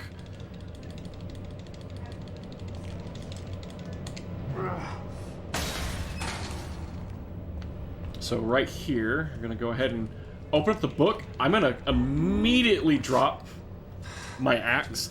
This actually prevents the journal opening up and showing itself on screen, so it saves like a couple of seconds. Nothing too amazing. Shout out to Nub Zombie for figuring that out. Very, very minor time saves in this game. Except for the Maxi. The Maxi is the king of all strats. And we actually are coming up to one of the big RNG sections of the game. It'll be coming up in probably another 5 or 10 minutes. I will say, for people surprised that they somehow messed up the HD collection so bad with source code and stuff, one of the people who worked on the HD collection is quoted as saying, at one point, they think Heather was blue. What? Yeah, so there's a quote from someone who worked on it that says that a lot of assets, such as textures and sound, had to be taken out of the compiled game. Because they thought Heather was blue? No, that's how Heather was blue at a point. I thought they just thought Heather was just naturally blue. I was like, why are they working on this game? Get them out. No, with how they had to compile the source code and mess with the assets that they had to use and stuff at some point. No, that makes more sense. I'm happy that I was wrong. So we're coming up to a puzzle right here. This is one of the more interesting puzzles in the game. Having to do these theater production things in a certain order. So first things first, we're gonna kill the lights. Set up the music.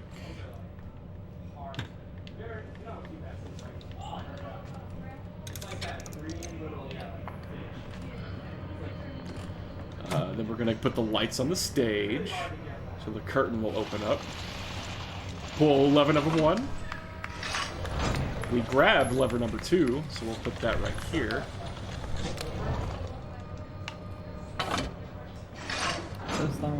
Hello. I hope you have good news.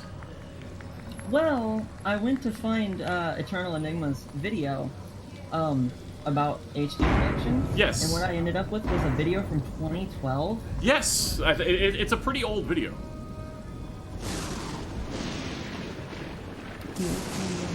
I know, isn't it crazy? I watched that video like maybe a month ago, and I was like, "Yo, Enigma!"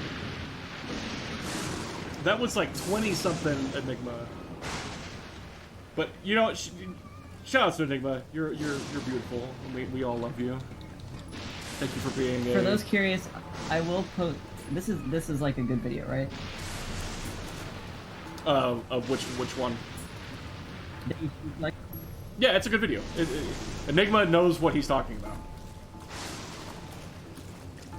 I will post a link to the chat in this, if anyone is curious as to the HD collection stuff, and then we'll move on. All right, now we gotta do a little puzzle right here. I'm not the best at this. I did learn recently. I've been watching different people speedrun this, and I'm currently the world record holder for this, and I did not know you could move the cursor while things are spinning. So I actually do this a lot slower in my record run when I could be doing it way faster. Makes a big difference. It is a huge difference. All right, so we got a blackboard eraser, and we actually got a page of the rhyme. We need to get one more page, and then we can, well, we would, you know, hear the rhyme and whatnot, but we're gonna go back to Homecoming. That's gonna be our next cutscene.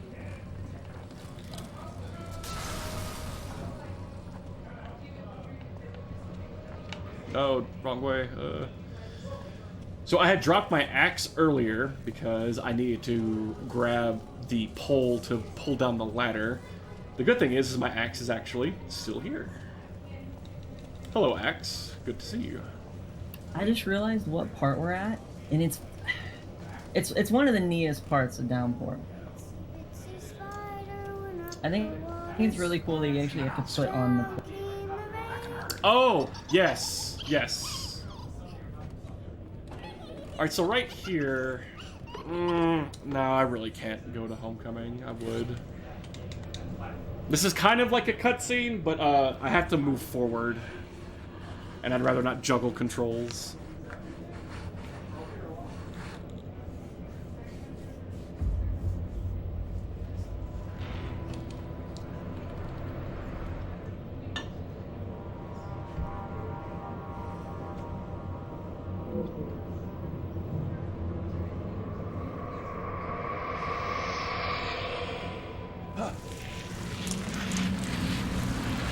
Ooh, pretty. Hey, there's our son.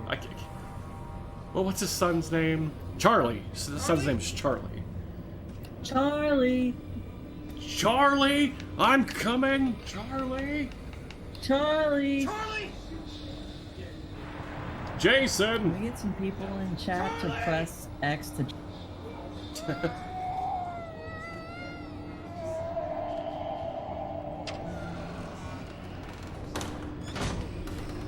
Alright. Onward through the orphanage. Gonna have to deal with some screamers right here. This part's annoying. Sometimes the screamer likes to be... I'm so glad chat got what we were doing. Oh, did they? What are they doing? Well, I see a lot of Sean's. Thank you. I was good. Good. Jason! Sean! Is it Jason? Someone got a Jason in there. Jay! Stop hitting me. Wow. You gonna stun lock me? Is that really? Get out of here. Get out of here.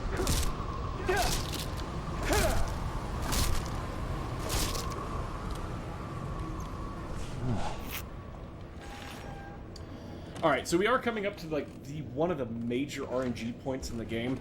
There's gonna be three they should be undead screamers on gurneys. One of them has a key in their tummy. Well, if we go up to one of them and attempt to reach our hand to their stomach, and they don't have the key, they make the most ungodly noise, and I'm talking like, if you're wearing headphones, please turn down your volume now. It hurts. But if we guess right, we'll be able to get the key. But there's like a 33% chance that I'm not gonna get it. Or I should say it's a 50% chance I'm not gonna get it. So here they are.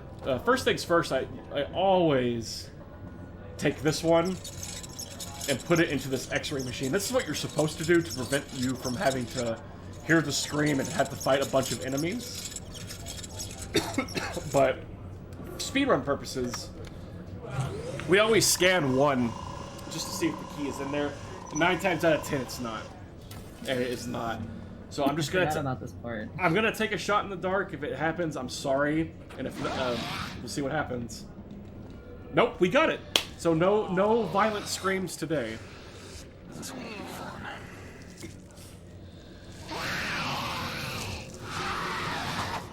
Very good. I actually don't think I got that in world record. I actually had to fight enemies. I think I lost like 30 seconds because of that. Yeah, it's definitely one, like I said, one of the bigger RNG points in the run. But now we have all the rhymes. Oh, It's the rest of the we got an achievement. Wonder if that kid will let me through the door Achievement now. unlocked.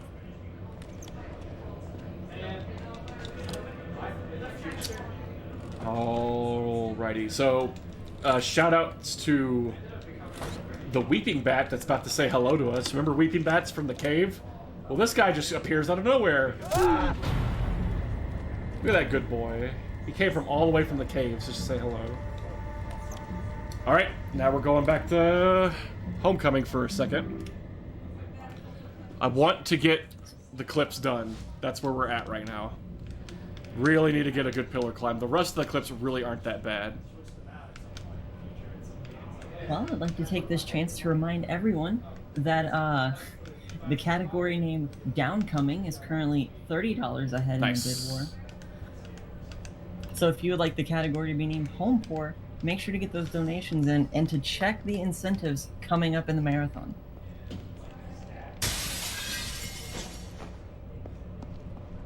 Alright, so we got the pillar climb, and then we just got to get the other two clips, which these are not bad at all.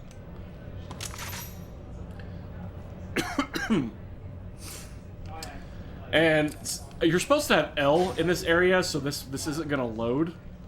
But I'm actually going to come in here and grab an invisible rifle and then leave. And then in that room, we're supposed to like break glass to get to Wheeler, but since the glass doesn't spawn, we come back out here and we clip right here to trigger the cutscene. So it's going to look a little off. And we are actually coming up to the last clip in the game. We still have a little bit of time for this cutscene in Downpour to happen. If I can get this clip, we're going to be totally set to be beating this game before we beat Downpour, which we still have a couple of more cutscenes. This definitely will happen, though. So this is the final door clip, and I got a pull. Is this really going to happen, like, first try? It's going to be hard to say. Oh my god, first try, final door clip. Oh, wow, that's awesome. Yo, can we get some Pog champs in the chat? for Those that? last clips were absolutely insane. And can I beat the game right now? I think I can. Oh, this is a good point to talk about the story. So we enter this like crypt underneath the town, and you see all these family names on these plaques. And isn't it Alex his name? Yeah, his name is on there. Because he was supposed to be the child of the sacrifice, so that's where all the families have like their town crypts. Also, shoutouts to like a really quick first phase. My god, this fight is going really well.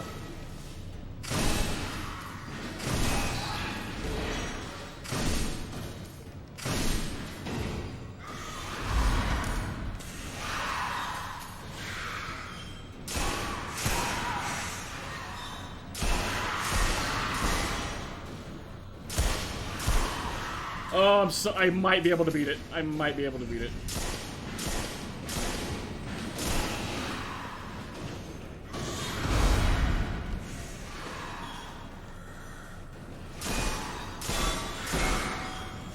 Or not.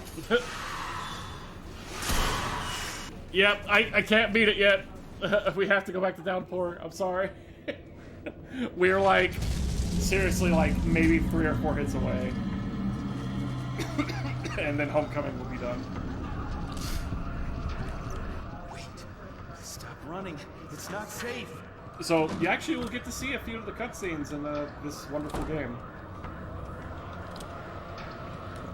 Damn it, I'm not gonna hurt you.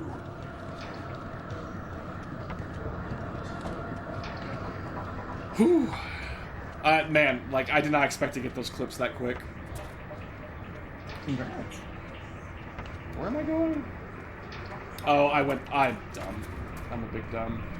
Shoutouts to being a big dumb. This is the spot where I need to go around. Yeah, there.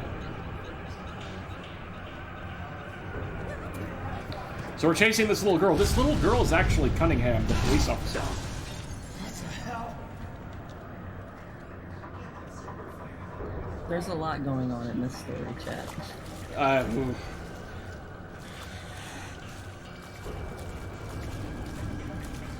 There's definitely a lot going on, that's for sure.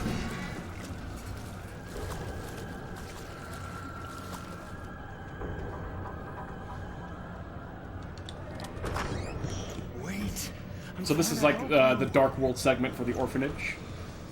Just kind of you're gonna be chasing this girl for a little bit, but it's gonna end fairly shortly. I think it's like right now. And now we get to see everyone's favorite enemy, the Spooky Light. Hello, Spooky Light, for the millionth time. Hi, Spooky Light.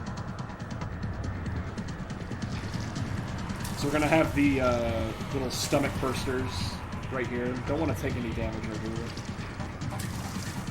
We want to be at max speed. If we take I forgot to mention, if we take too much damage, we actually lose our speed. And right here is like the only point in these segments where I actually will knock over the cage,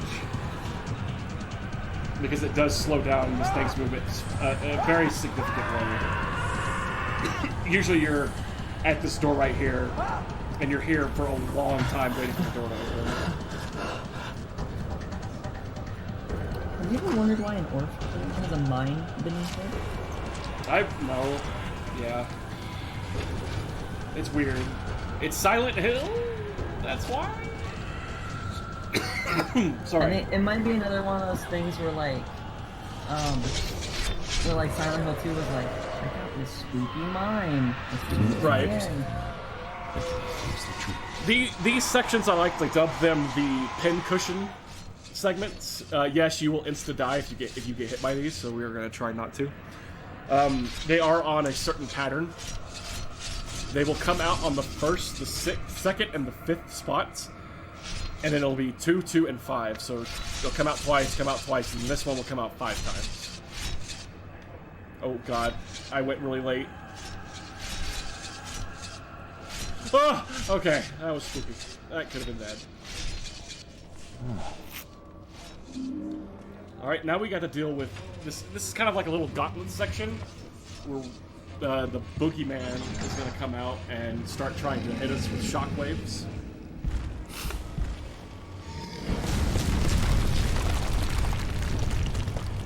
And while this is happening, we're going to have to deal with these enemies. The good thing is that these shockwaves can actually hit the screamers.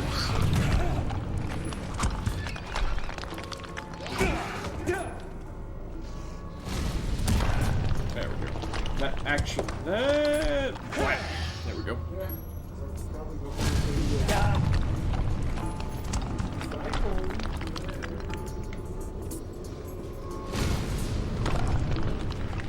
Should be one more coming down any second. There we go.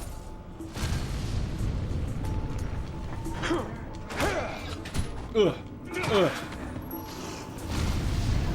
Would it be alright if I popped in with some good news? I want some good news. I love good news.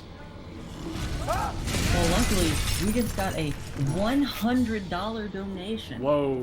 Bursic. Thank you so much, Bursic.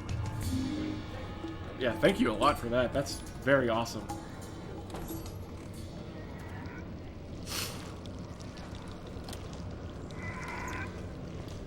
So we have a little maze kind of section right here. If you keep going through certain doors, you'll get teleported back to the same spot. So you have to go through very, very specific doors. So right here, we were on stairwell 1, now we're on 2, and now we need to go up. This allows us to get past this gate and move on to the next section. But this whole area can loop infinitely. My apologies for my coughing. I've been sick, and doing all this talking, my throat's getting dry. So usually when I play Downpour, I can be like, oh, I can go get a beverage. I'm not able to get a beverage right now because we have to deal with Homecoming, but soon it'll be beverage time. I want to give a shout out to Anonymous for those 5 community gifted subs. Thank you so much. Nice.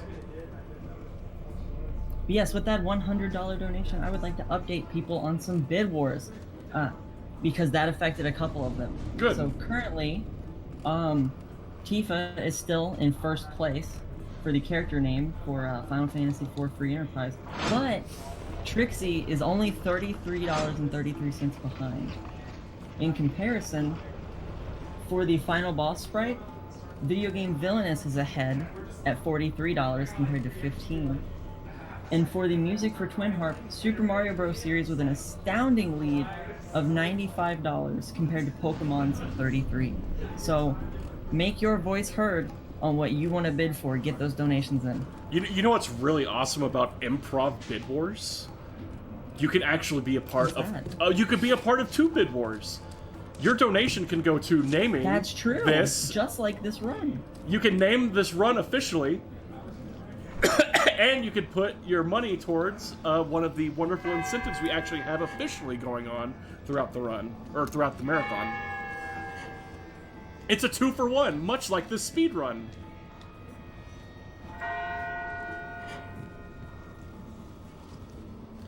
So we're going to ring the bells in a certain order, and then we're going to make Spooky Blood Rain. Hooray! This is one part that I kind of like, the aesthetic of the game. So this blood is going to start raining down. And of course, if we go underneath it, Murphy will turn red. Now, if I had any damage on me whatsoever, the spots where I would have damage would not turn red. So the game will actually still show me how much damage I'm actually taking. So it's one of the very, very small things that this game does very well. And it's hard to give praise to this game. But that is definitely one of my favorite things. It's something very minor to the aesthetic, but it's so important. I have some good news. Speaking of... Oh, what is your good news? My good news is that we're about to go back to Homecoming and beat Homecoming, and this cutscene in Downpour is long enough to where we get to see the cutscene that I picked for Homecoming. That is good news. I also have good news. Go for it.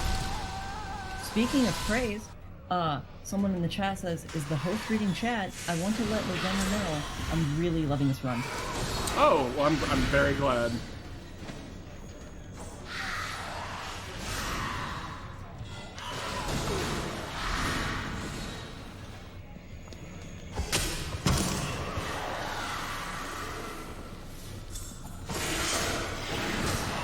And that is time for Homecoming. You don't have to stop the timer. Please don't. But that is... We are done with Homecoming. Looks like a 1:55:08 or 10 or something, maybe? Awesome. So, I am going to go ahead and share this little bit of news. I've only done this run twice, but I've only done 80% New Game Plus. I've never attempted to do 80% New Game. So tonight was a proof of concept that, yes, you can do 80% New Game. You can beat it, beat this category before Downpour is finished. So I'm very happy with that. And you can sub to it. Yes. So Josh pops out of Amnion. Alex finally realizes that his brother has been dead the whole time.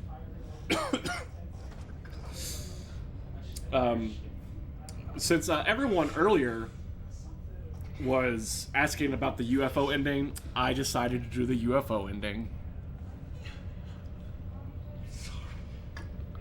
Which, after Alex stops getting mad at himself, we'll be able to see that. Heck yeah, UFO ending. Homecoming doesn't have the strongest UFO ending, but it definitely has. It's definitely ending.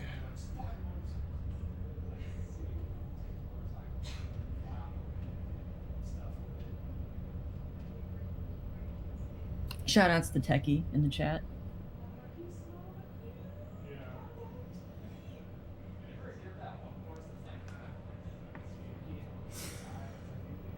And watches Alex's arm goes through the concrete because game is good.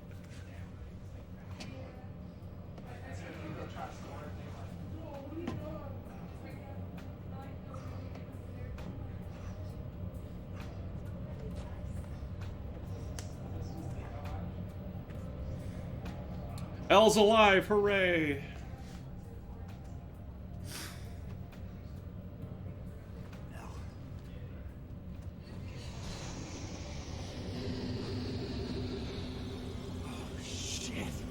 Oh my gosh, a UFO. An UFO. Yes, Alchemist. Yes. His leg hurts now after getting the drill in it. Did you know there's no UFO emojis? Do what? That is awful. All right, everyone, that was Homecoming, but we are not done. We still got to finish Downpour. The good / I guess bad news is that you get to watch the cutscenes in Downpour now. The good news is we unlocked the Deputy Alex costume. Yes, we did. That'll come in handy when we replay.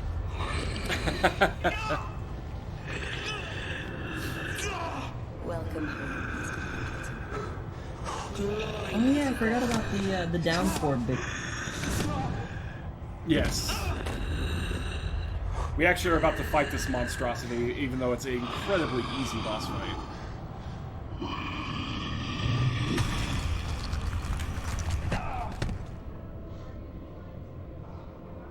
Oh, by the way, I feel obligated to let you know that Arbalest in the chat says hi Starwin with a waffle heart. Oh, I'll be able to look at chat now, so I'm kind of excited to see everybody. We do not need that anymore. We need the mighty nail gun. I am going to attempt to do a strat that Nub Zombie does, where you drop an item before the bogeyman hits you with the shockwave. You have iframes for some reason. I'm going to see if I can't execute it.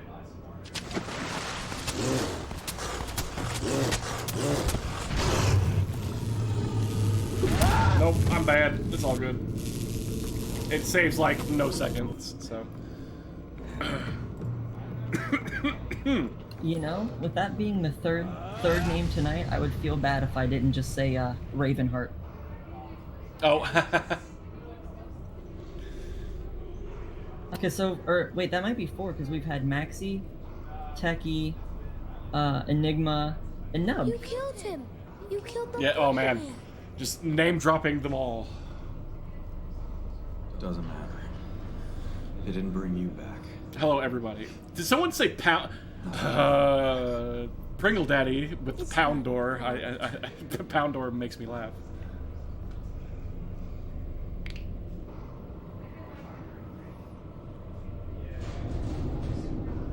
Sorry.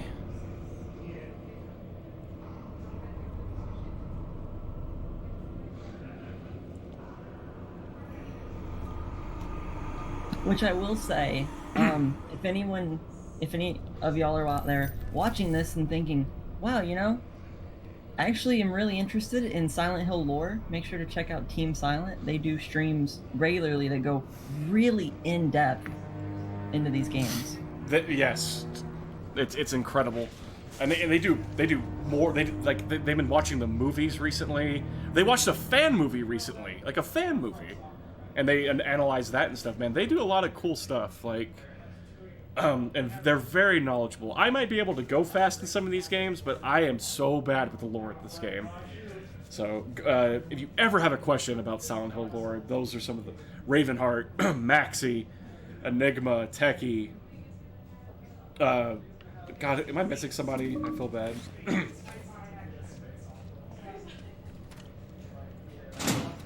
They all know what they're talking about. Oh, and Nub, of course, Nub. They all know what they're talking about. Here, I got you. There's Techie, Maxi, Enigma, Ravenheart, Nub. Nub, yes, okay.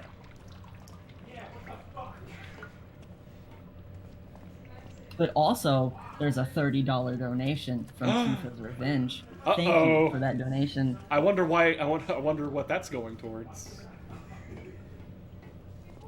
What can I say? I'm really good at segues.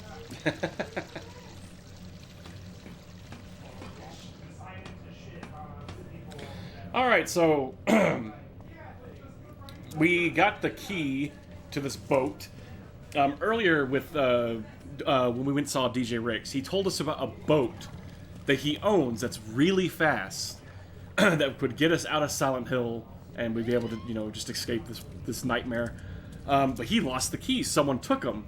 And somehow the spooky boogeyman ghost thing had him the whole time. So now we're going to go to the boat, and we're going to be done. Maybe. ... Also, for context, this is one of the parts in the game where you can actually go around a town segment and do things like side quests. Like, it just initiated a side quest right there. There's these police cruisers that have nobody in them, but they're, like, everywhere. And you have to find the dispatcher and everything, and then solve a puzzle, and then they'll stop spawning. When those things spawn, when you get caught by them, they actually will make enemies appear. I only kind of remember, like, I think it's, like, one of the side quests, and it's, like, a weird one where you just, like, you have to get an item and just take it back to one of the houses for no reason, I think. That sounds about right. I'll be 100% honest with you. I actually never played this game casually. I learned the speedrun. I never liked this game, and I when I tried to play it back in the day, I couldn't do it. Until I finally was like, you know, if I'm going to be learning all the Silent Hill games eventually as speedruns, I was like, I might as well get the ones out of the way that I didn't want to learn. And this is one of them, and now I've played this game more than I can count now. It's a situation of, do you want stuff in the game to make fun of, or do you want the game to actually be bearable? Exactly. I totally agree. Because, I mean, some of the side quests are really dumb. Like, I think you literally just, like, go through a building at one point and find a letter and take it to the postman. Yeah.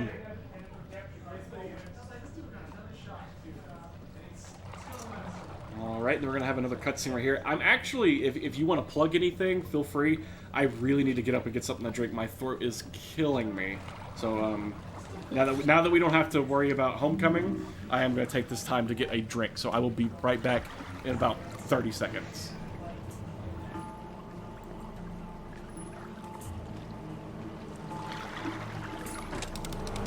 Alright, so I'm going to take this chance to talk about what you can expect coming up.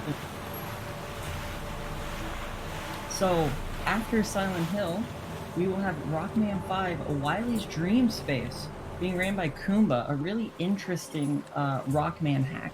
So you want to make sure to stick around, check that out. But then after that, you have one of the big ones. You have Final Fantasy IV Free Enterprise. You gotta be kidding me. Which I have said before. Did you really think it could end like this? Bid wars going on currently There, to name the characters, to choose the final boss fight, and to choose the music for a part of the game. So make sure to check those out. Get your donation. Turn the boat around. Are you out But of your another mind? big incentive we have free coming up. When we reach Let me the see what opposite time shore, it will be. I'll go one way, you can go the other. It's that Be easy. around 9 We've got a.m., unfinished business, you and I. which is our I have next no big idea what the incentive, hell you're talking about. is for Honestly, Chocobo I Racing. don't care anymore. We're currently There at is no way in hell I'm going $359 back. out of $750, It wasn't a and if we can request. reach that incentive, We've the runner will just show been off a through hell. hidden Haven't you been paying attention? No, you an haven't been FF8 paying track with a attention. hidden character. You think So this it's is a all an racetrack accident, just a big coincidence? that is FF8. It's really weird to like parse how those knows words me. go together. It showed me things. So make sure to get those wants me to donations finish in, this. be able to see that special track and hit. It'll never let us go until we finish what we started. What you started. I told you. I'm not going back. You might as well shoot me. Also, other major incentives coming up after that, we have the Kirby Star Allies Ultimate Choice incentive, which is currently at $71 out of $1,500, which by meeting that incentive, the runner will play the Ultimate Choice, which is a boss rush arena on Soul Melter How's it EX, going, Murph? the hardest difficulty Heard you're gonna in be the leaving game. us soon. What do you want, Sewell? And that is only at You weren't thinking of $71 leaving out of before you paid back my $1,500. favor, were you? But not the only Kirby game to What am I have an talking about? incentive, Of course you're as gonna Kirby keep your end of the Nightmare and deal. Dreamland You're a real also stand-up has guy, an Murphy. incentive that's Parole about report says halfway so to right being there there in black and to white. change the And run to model prison, 100% from any Sure would be awful if they found out about what you did to that child bugger and bastard, though, wouldn't it? So lots of great shit. things That would coming ruin up everything, wouldn't throughout it? the What do you rest of want me to the do? marathon to put your money towards. What you're good And at, of honestly, your course. money's going to Ridding going the to a world of great monsters. cause. I got another The one Trevor for you. Project is Who is it? amazing. They do Don't the worry best they yourself can about to the help details, Cupcake. LGBTQ. Just take out the garbage like So you make did sure to get before, those and we'll be donations. square. When? I have There's gonna be a returned. little Hello. disturbance tonight. The other guards and me are gonna have our hands full, so no one's gonna know. Hydration Head down to the percent. Stay shop and hydrated, find your guy gamers. waiting there, just like last time. Yes, remember, chat, while you're watching this Oh, marathon, I to think you know what drink. comes next. Unless, of course, you're thinking of breaking our deal. And this other guy, he deserves it? Oh, All good, Murph, Xander. you have Thanks for no idea staying, how bad watching. he deserves it. Hell, I only wish I could do it myself. So, what do you say, Cupcake? You gonna play ball? Oh, Soul's such a jerk, man. It's the same time. I wish you all could have seen the cutscenes for this game, because the story in this game isn't that bad. It's just not, you know, the most popular in the series. Not bad, it's just not good. Yes, exactly. So now we're gonna be in the prison. The prison is the last section in the game. We'll be coming up to probably within the next 20 or so minutes. We'll have the final boss. We have another section of running away from our friend Lightcoon. Lightcoon will be coming back.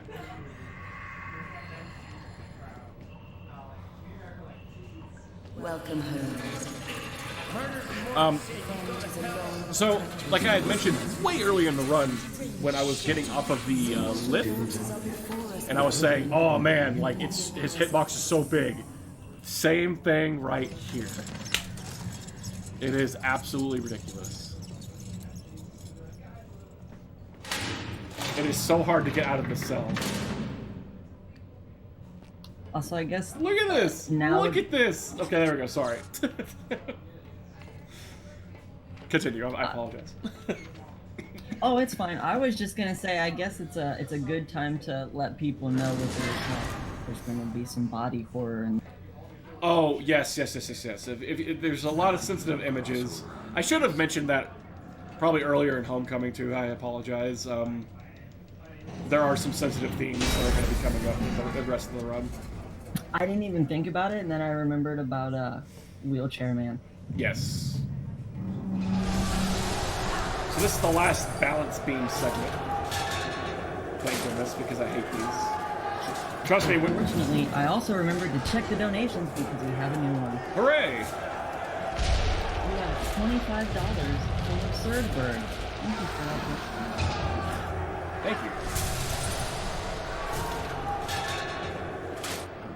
You have no idea how painful it is to do those balance beam segments when you're on record pace. Like, you're just like, don't fall, don't fall, don't fall.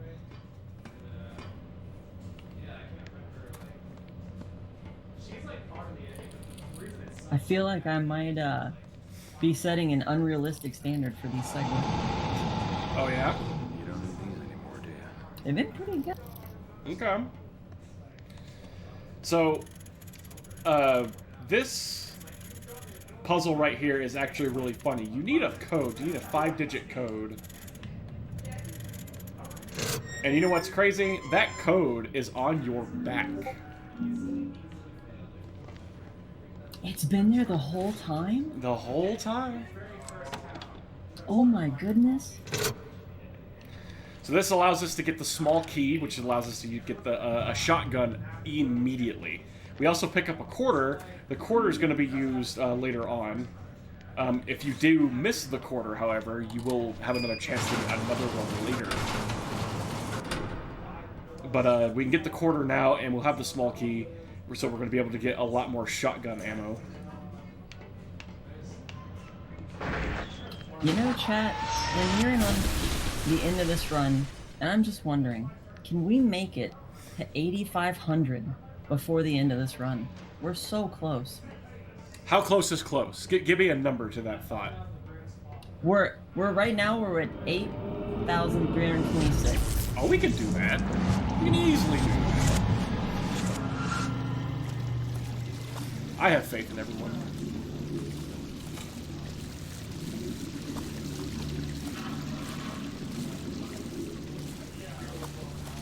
So right here, we just have a little, I don't know what you would call it, like a psychological segment.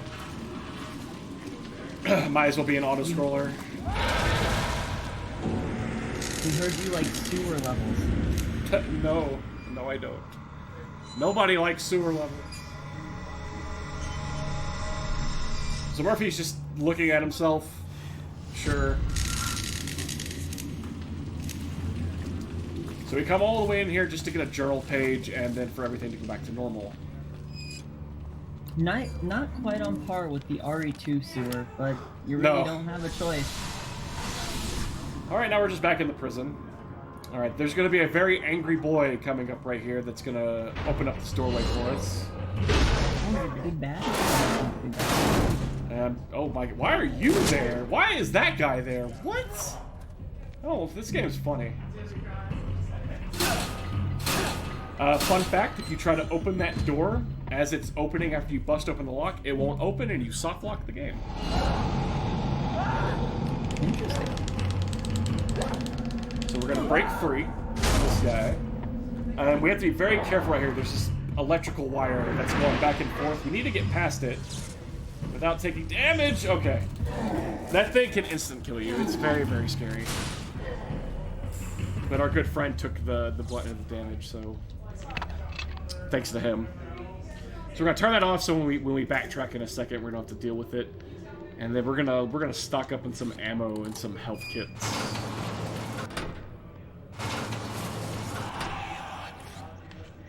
So this is why we have this. We got the small key. It allows us to get to some of these spots that have just a shotgun just sitting there. Sometimes they're unlocked and sometimes they're not. This just allows us to get more ammo. If everything goes okay, this will show us a picture of a door on the left screen. Sometimes it likes to be random and go really, really slow. That time it didn't. Ah, spooky!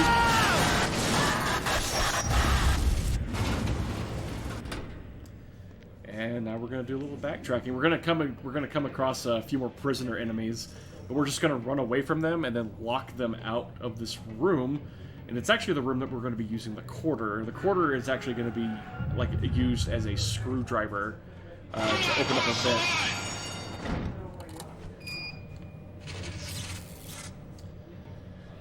Right here, we need to go through here. We need to drop off all of our weapons because if we don't, we're not able pass their sidearms through that to get past to the next section. You know, no metal objects must go through metal detector. But for some reason, the metal on his belt doesn't trigger the sensor. Game logic. What are you gonna do? It's Silent Hill. Sometimes it just be like that.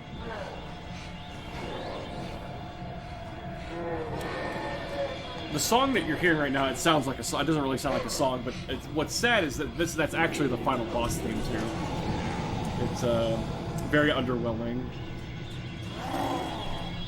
Alright, so these guys are going to start chasing us, but we're just going to run past them. I already know the code. Open this door. And once we go in here, it'll lock. And we want to quickly grab this ammo, pull this box, and we're going to try to get in front of the vent. And when it does this little screen transition right here, we should be on top of the box. Yeah. Just like that.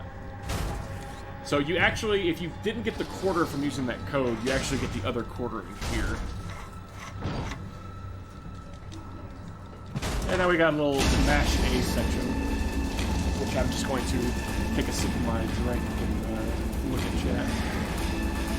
I like how he stared down that vent before opening.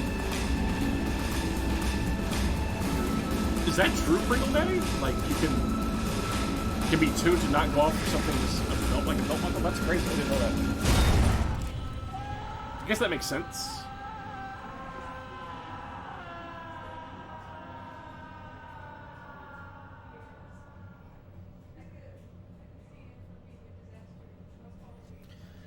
So now Murphy's in his own little dream world right here. Look at the food on this dude's tray. It's like a triple-decker cheeseburger, and he had like a shake and some fries. Like, that's not prison food. Look at that. That is not prison food.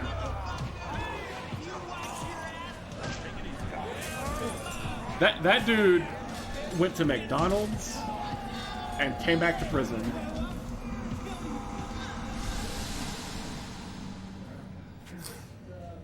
All right, Murphy wakes up, and now we have to use the card key that we have to open this door. But this door likes to go really slow, and during this time, we're gonna have to fend off a couple of enemies.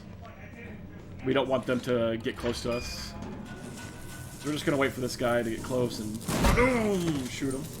Hopefully, he stays down. Sometimes these guys get up real quick for no reason, like that.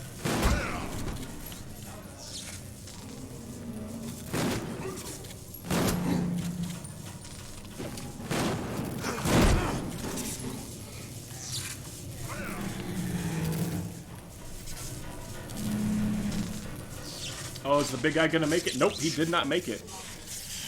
No, don't go back out! What are you doing? Murphy, no! Do not do this to me.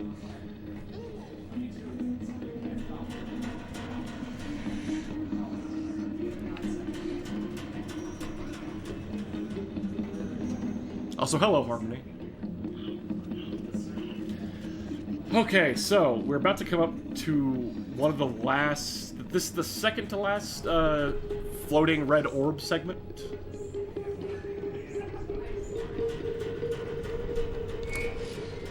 But first we need to collect all this evidence that's just laying on the ground.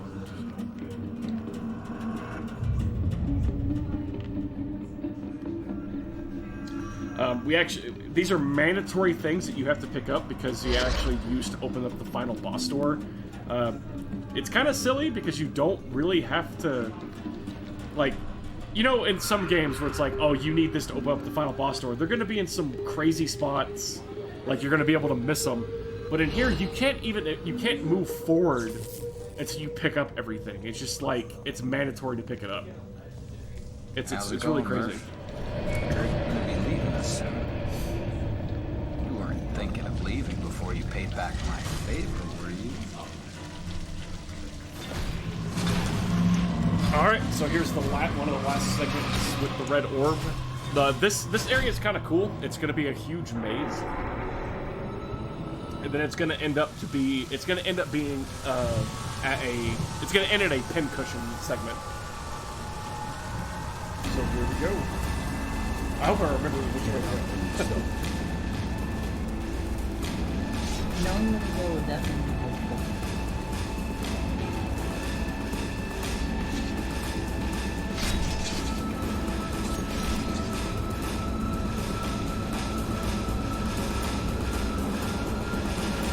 This is the segment that always reminds me of Hellraiser 2. Oh, that's awesome. Yeah, definitely. I dig that knowledge.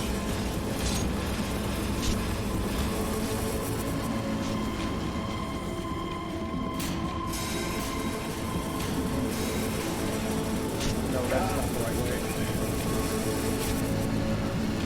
Get off of me, big spooky orb. I gotta wait for this thing to come down. Okay. Alright, we're done.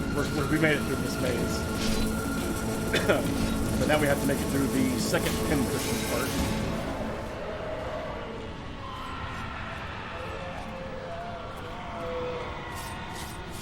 Oh, nice. Good RNG. The thing went pretty quick.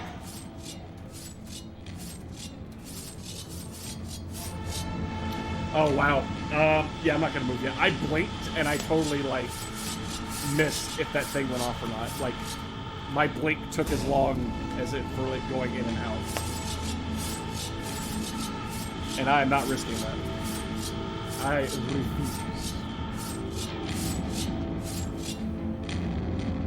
1, 2, 3, 4, 5. All right.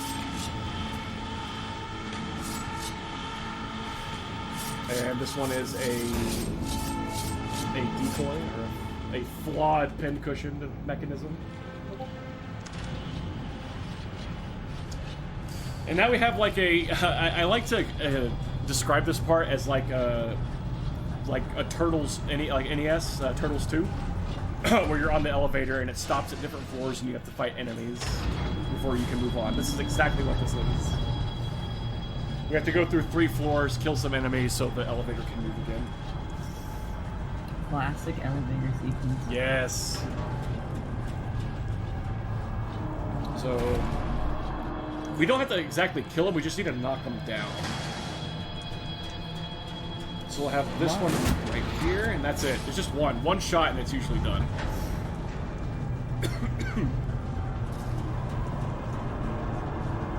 Well, chat, we're nearing the end of this game, and we are only $174 shy of 8,500. Do it. I have faith that we can do it.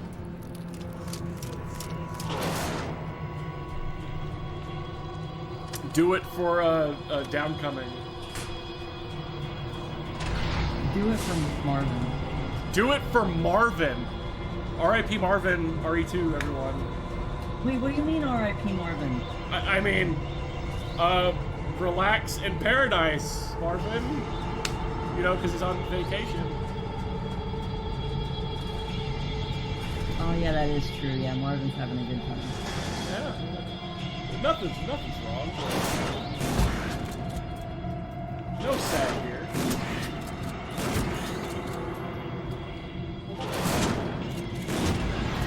All right. Oh. Is that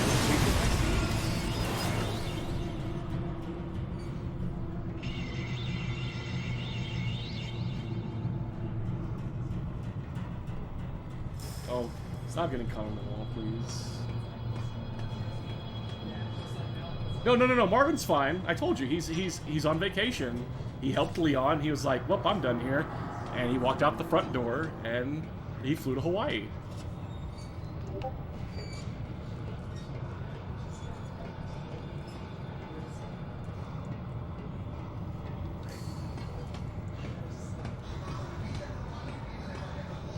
All right.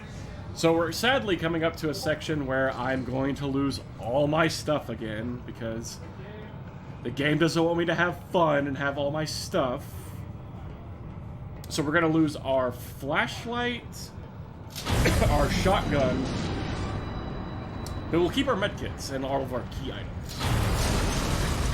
I would like to say, chat, I would like you to start really paying attention to the environment.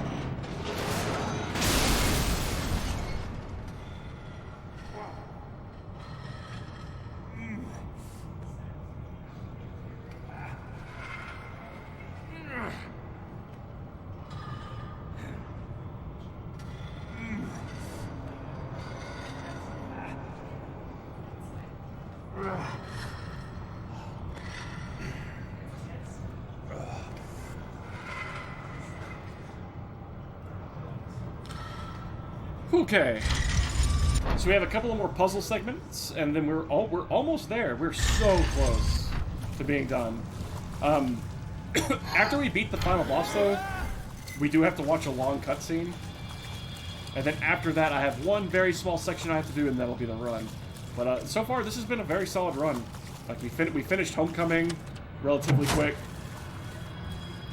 That's right, you ugly bastard. This run has gone pretty well. So I'm very, very, very happy right now. And then this puzzle. Yeah, we just have to trap the 2 prisoners for this other switch to come down. Also, once again, shout-outs to everyone that's been watching and donating. This is definitely has been one of my favorite speedrunning experiences. Yeah, it's all thanks to you guys for donating and making these kind of things happen.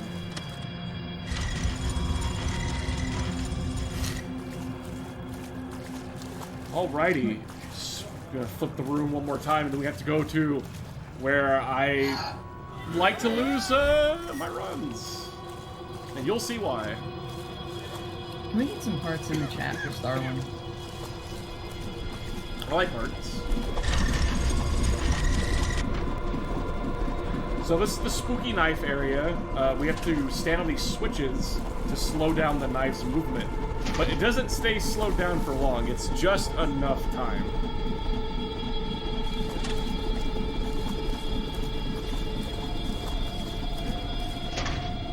The way you're able to tell, by the way, for anyone that doesn't realize, is there's liquid in each one of these, and you're draining that. Yes. See, I got hit right there. Because that thing stopped at a very weird spot.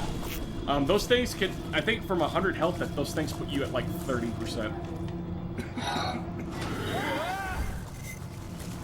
But if I'm not mistaken, I am stocked on medkits, so I am totally fine. In other good news, we are on the road to that 8,500. We have $6 from SexRex that says, "Relax in paradise, Marvin." Shouts to SexRex and all the times I see him at speedrunning events. Dude's absolutely hilarious to hang out with. We also have $50 that just came in from Kara that says, "Been loving these Silent Hill runs." Oh, and hashtag Downpour. Downpour! That's actually going to sway the vote. No way! Uh-oh. That puts Downpour at 77, giving it a $20 lead over. Uh-oh, everyone. If you are a Downcoming fan, you might want to get your donations in, because we're coming to the end of the run. So you could donate for that, and also you could donate for your favorite name and also get us to the $8,500 mark. Just like this wonderful run. 2-1. 2-1, indeed. Alright, so right here, we're going to take down these prisoners. We want them to be on the ground, and hopefully they don't get up really quick. Because there's this door we need to open. My goodness, is it a pain to open. It takes forever. So this guy decided to get back up, so we're going to go attack him again. Like, you're gonna see how slow this thing is. At any point, if any of these guys get up and hit me, I have to start it all over again. It's not gonna open all the way, it's gonna open up like a crack to where we can actually squeeze through.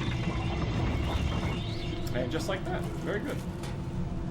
Alright, so we have the final floaty red light segment, so let's give one more shout out to Red Light Coon for giving us a lot of fun chase sequences throughout the run. Thank you, Red Light.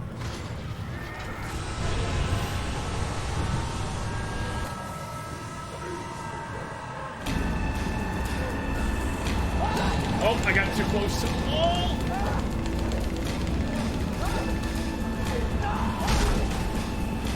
If you get too close to the wall right here, you'll get grabbed by prisoners.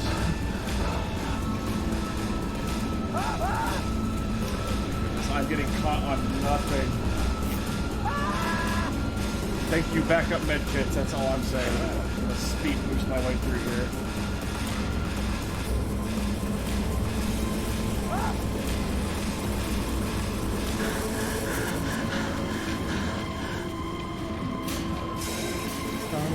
I have bad news for those Downcoming fans. Oh no, let's hear it. We have another $10 donation, this time from Half Coordinated. Uh-oh. Thank you, Half. Thanks, Half. Appreciate it, man.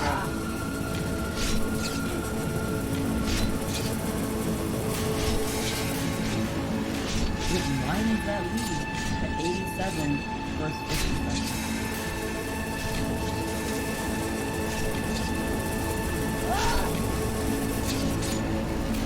Oh, good old Downpour. Good old Downcoming.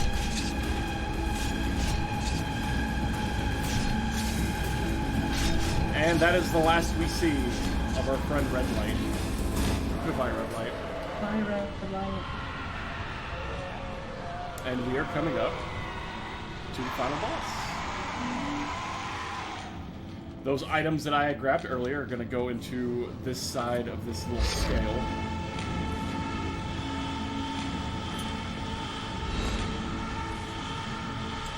So this isn't like a traditional boss fight. We're going to be going to 4 corners and putting a light on the boss who's in the middle. He's gigantic, by the way.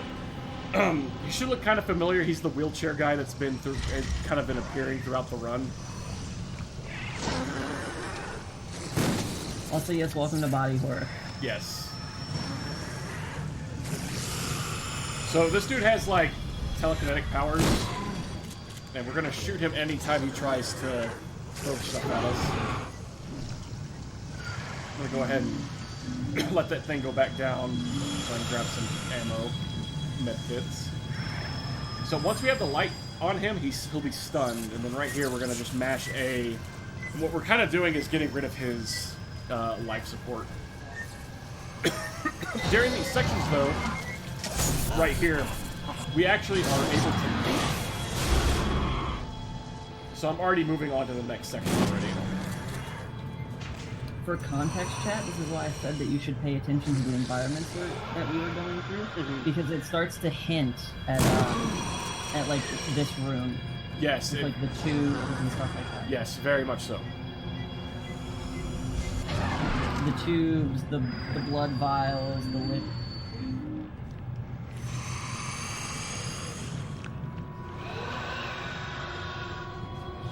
Alright, so that's 2.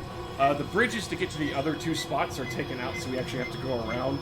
And this is just a part where they throw a lot of enemies at you that you don't really have to deal with.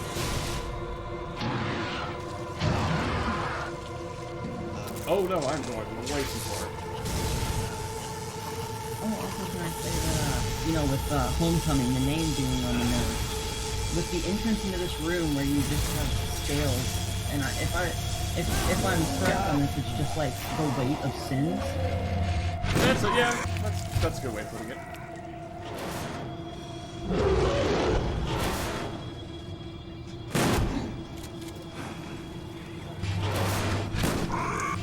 I love it. Those little chest bursters come out on their little wheel, and you shoot them and they just go, and then go back into their little hole.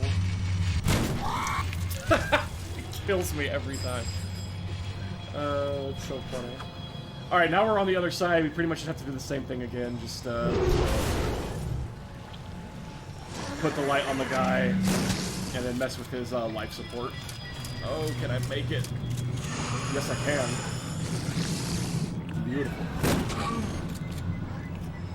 But yeah, it's kind of a trend. The later Silent Hill games were not very solid. Yes, very much so.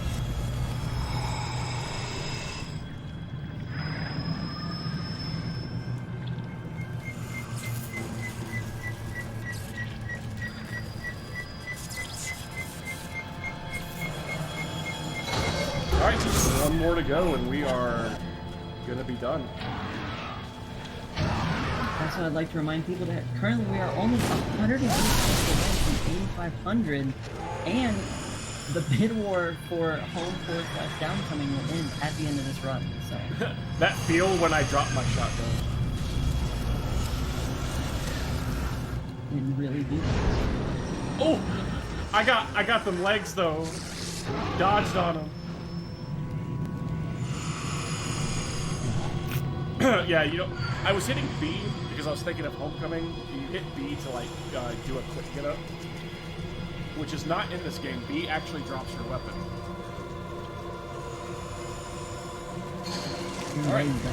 Alright, so that's the boss. We're gonna have a long cutscene right here, and then we have 1 more spot, and time will be coming up very shortly.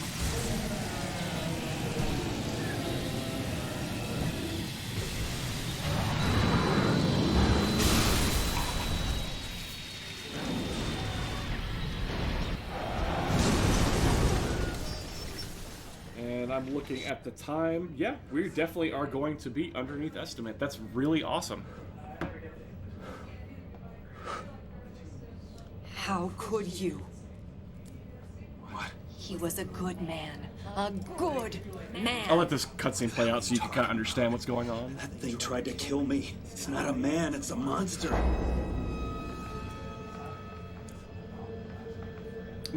The guy in the wheelchair the whole time was actually That's not how it was supposed to go. Cunningham's dad. Cunningham's dad's a real nice guy and helped Murphy when he was in prison. And so in the very beginning of the game, Sewell was like, he told Murphy, hey, if you want to kill Napier since he killed your son, I'll set it up for you, but you have to do me a favor. And that favor was to kill Cunningham's dad. Sewell told me to meet him here. But Murphy doesn't want to do it because he's a good guy. Sewell just wants him dead because he doesn't like him and doesn't like how he run things around the prison. You okay, Murphy? You don't look so good. What's that you got there? What the hell's going on, Murphy? So this whole time, Cunningham has thought we killed her dad. What's going on here, Sewell? But that's not what it is. It's not what it seems. Should have learned to keep your big fucking mouth shut, Frank. Enter bad cop man. Now my friend Murphy's got to shut it for you. My friend Murphy's got to shut it for you. Don't do this. Come on, Murphy. You gonna keep your end of the bargain or not? Do it, you son of a bitch. No.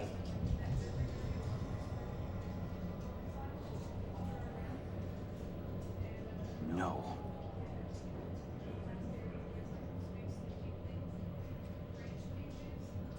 Yeah, Prime. Cunningham's dad is like the one good cop.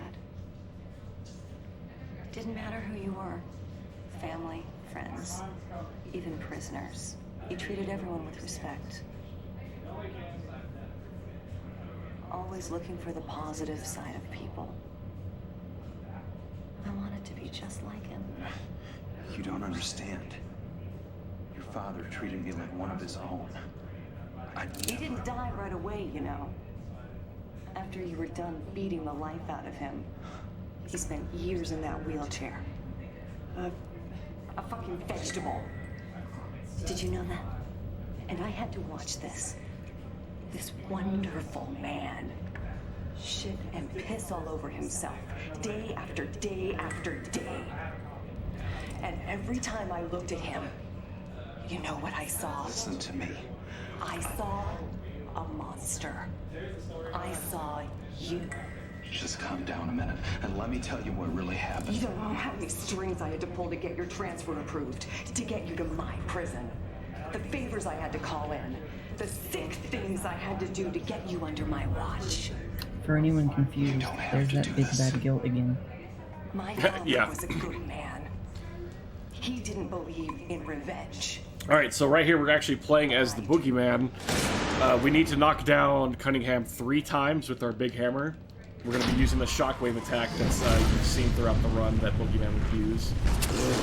If she stays on the same path, which she didn't, she's a jerk. This part is really easy and straightforward, but sometimes she just likes to not go the right direction. Okay, there we go. So time is coming up.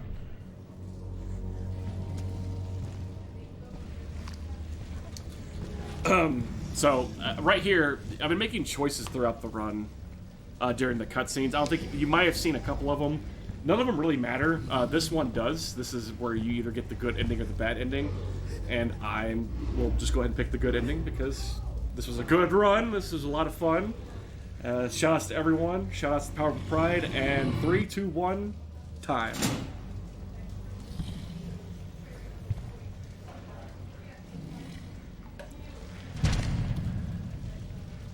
And that was Silent Hill Downpour with Silent Hill Homecoming during the cutscenes. A 2-in-1. What a wonderful presentation. Thank you so much. For sure. We can let this play out if you want to. The ending's not that long. It's totally up to everyone in the stream. The staff. Not a big deal. I think we might have a little bit of time, but let me If not, I'm totally cool to keep switching. You guys can switch. It's not a big deal. The deal. guy kills your boy. You go through all the trouble of getting yourself locked up with him, and what happens? I serve him to you like a fucking Christmas goose, and you can't even finish the job. All right, we'll just go ahead and let this play out then. So as you can see, Sewell, bad cop. He's the one that actually crippled Cunningham's dad. One little favor in return. And that's why at the beginning of the game, after we've dealt with Napier, Murphy's still in prison, and that's why Murphy's being transferred to a higher security prison with Cunningham's daughter, because Cunningham was just like, I want him in my prison. C block shower level, over. You can't do this. I didn't. Whose prints do you think are on that ship? There is like a revenge or a redemption ending or a revenge ending where Cunningham finds out, you know, hey, Sewell was the one that killed her dad, and there's a scene where like there's an ending where Sewell's in his office and Cunningham walks in and she just kind of closes the door, kind of showing you that yeah, he probably got what was coming to him. Frank. It wasn't you. Also, I'd like to say, since that is the end of the run, if you are keeping track, the winner is Downpour. Downpour clutching it out. Pendleton. Oh my goodness. I'm so sorry. I forgive you. Okay, so according to Harmony, that the trust ending and vengeance ending are canon, so that makes total sense. Truth and vengeance. Okay. Aha. So it's official. This is gonna be called Downpour from now on. It's official. I like Downcoming, but I will not betray the numbers in the donations. This is Cunningham. I copy. Over. What's your 20, Cunningham? We've got half the department out looking for you. Over. I'm okay. I'm on the shore of a lake somewhere. Afraid I can't be more specific than that. Over. Roger. We'll send the bird to sweep the shore again. We've located everyone except for one, Pendleton Murphy. You got a 20 on Pendleton, over.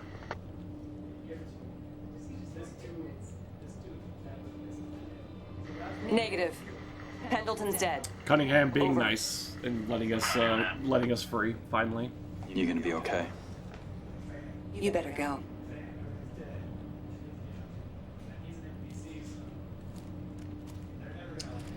And that is Silent Hill Downpour.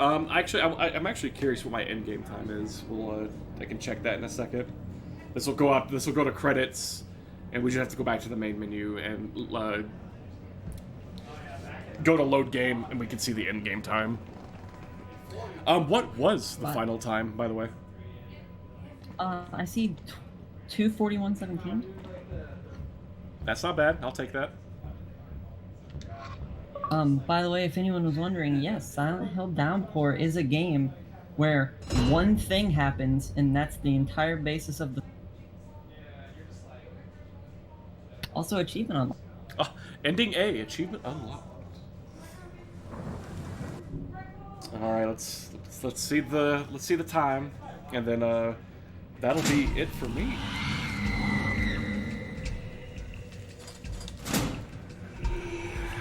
%, a 1:35:22. That's really good for a marathon. That was really, really good, especially having to play 2 games at once. So, GG. So once again, thank you, Power Up with Pride, for accepting the run. Thank you everybody for donating to be able to do a Downpour run. And thank you so much for offering. Oh, definitely. And you know, I look forward to being a part of these events in the future.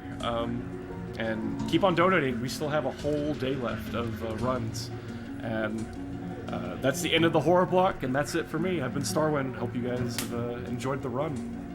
Starwin. I'll see you guys around. Have a good one. Alright, y'all, can we get some hearts in the chat for Starwin and that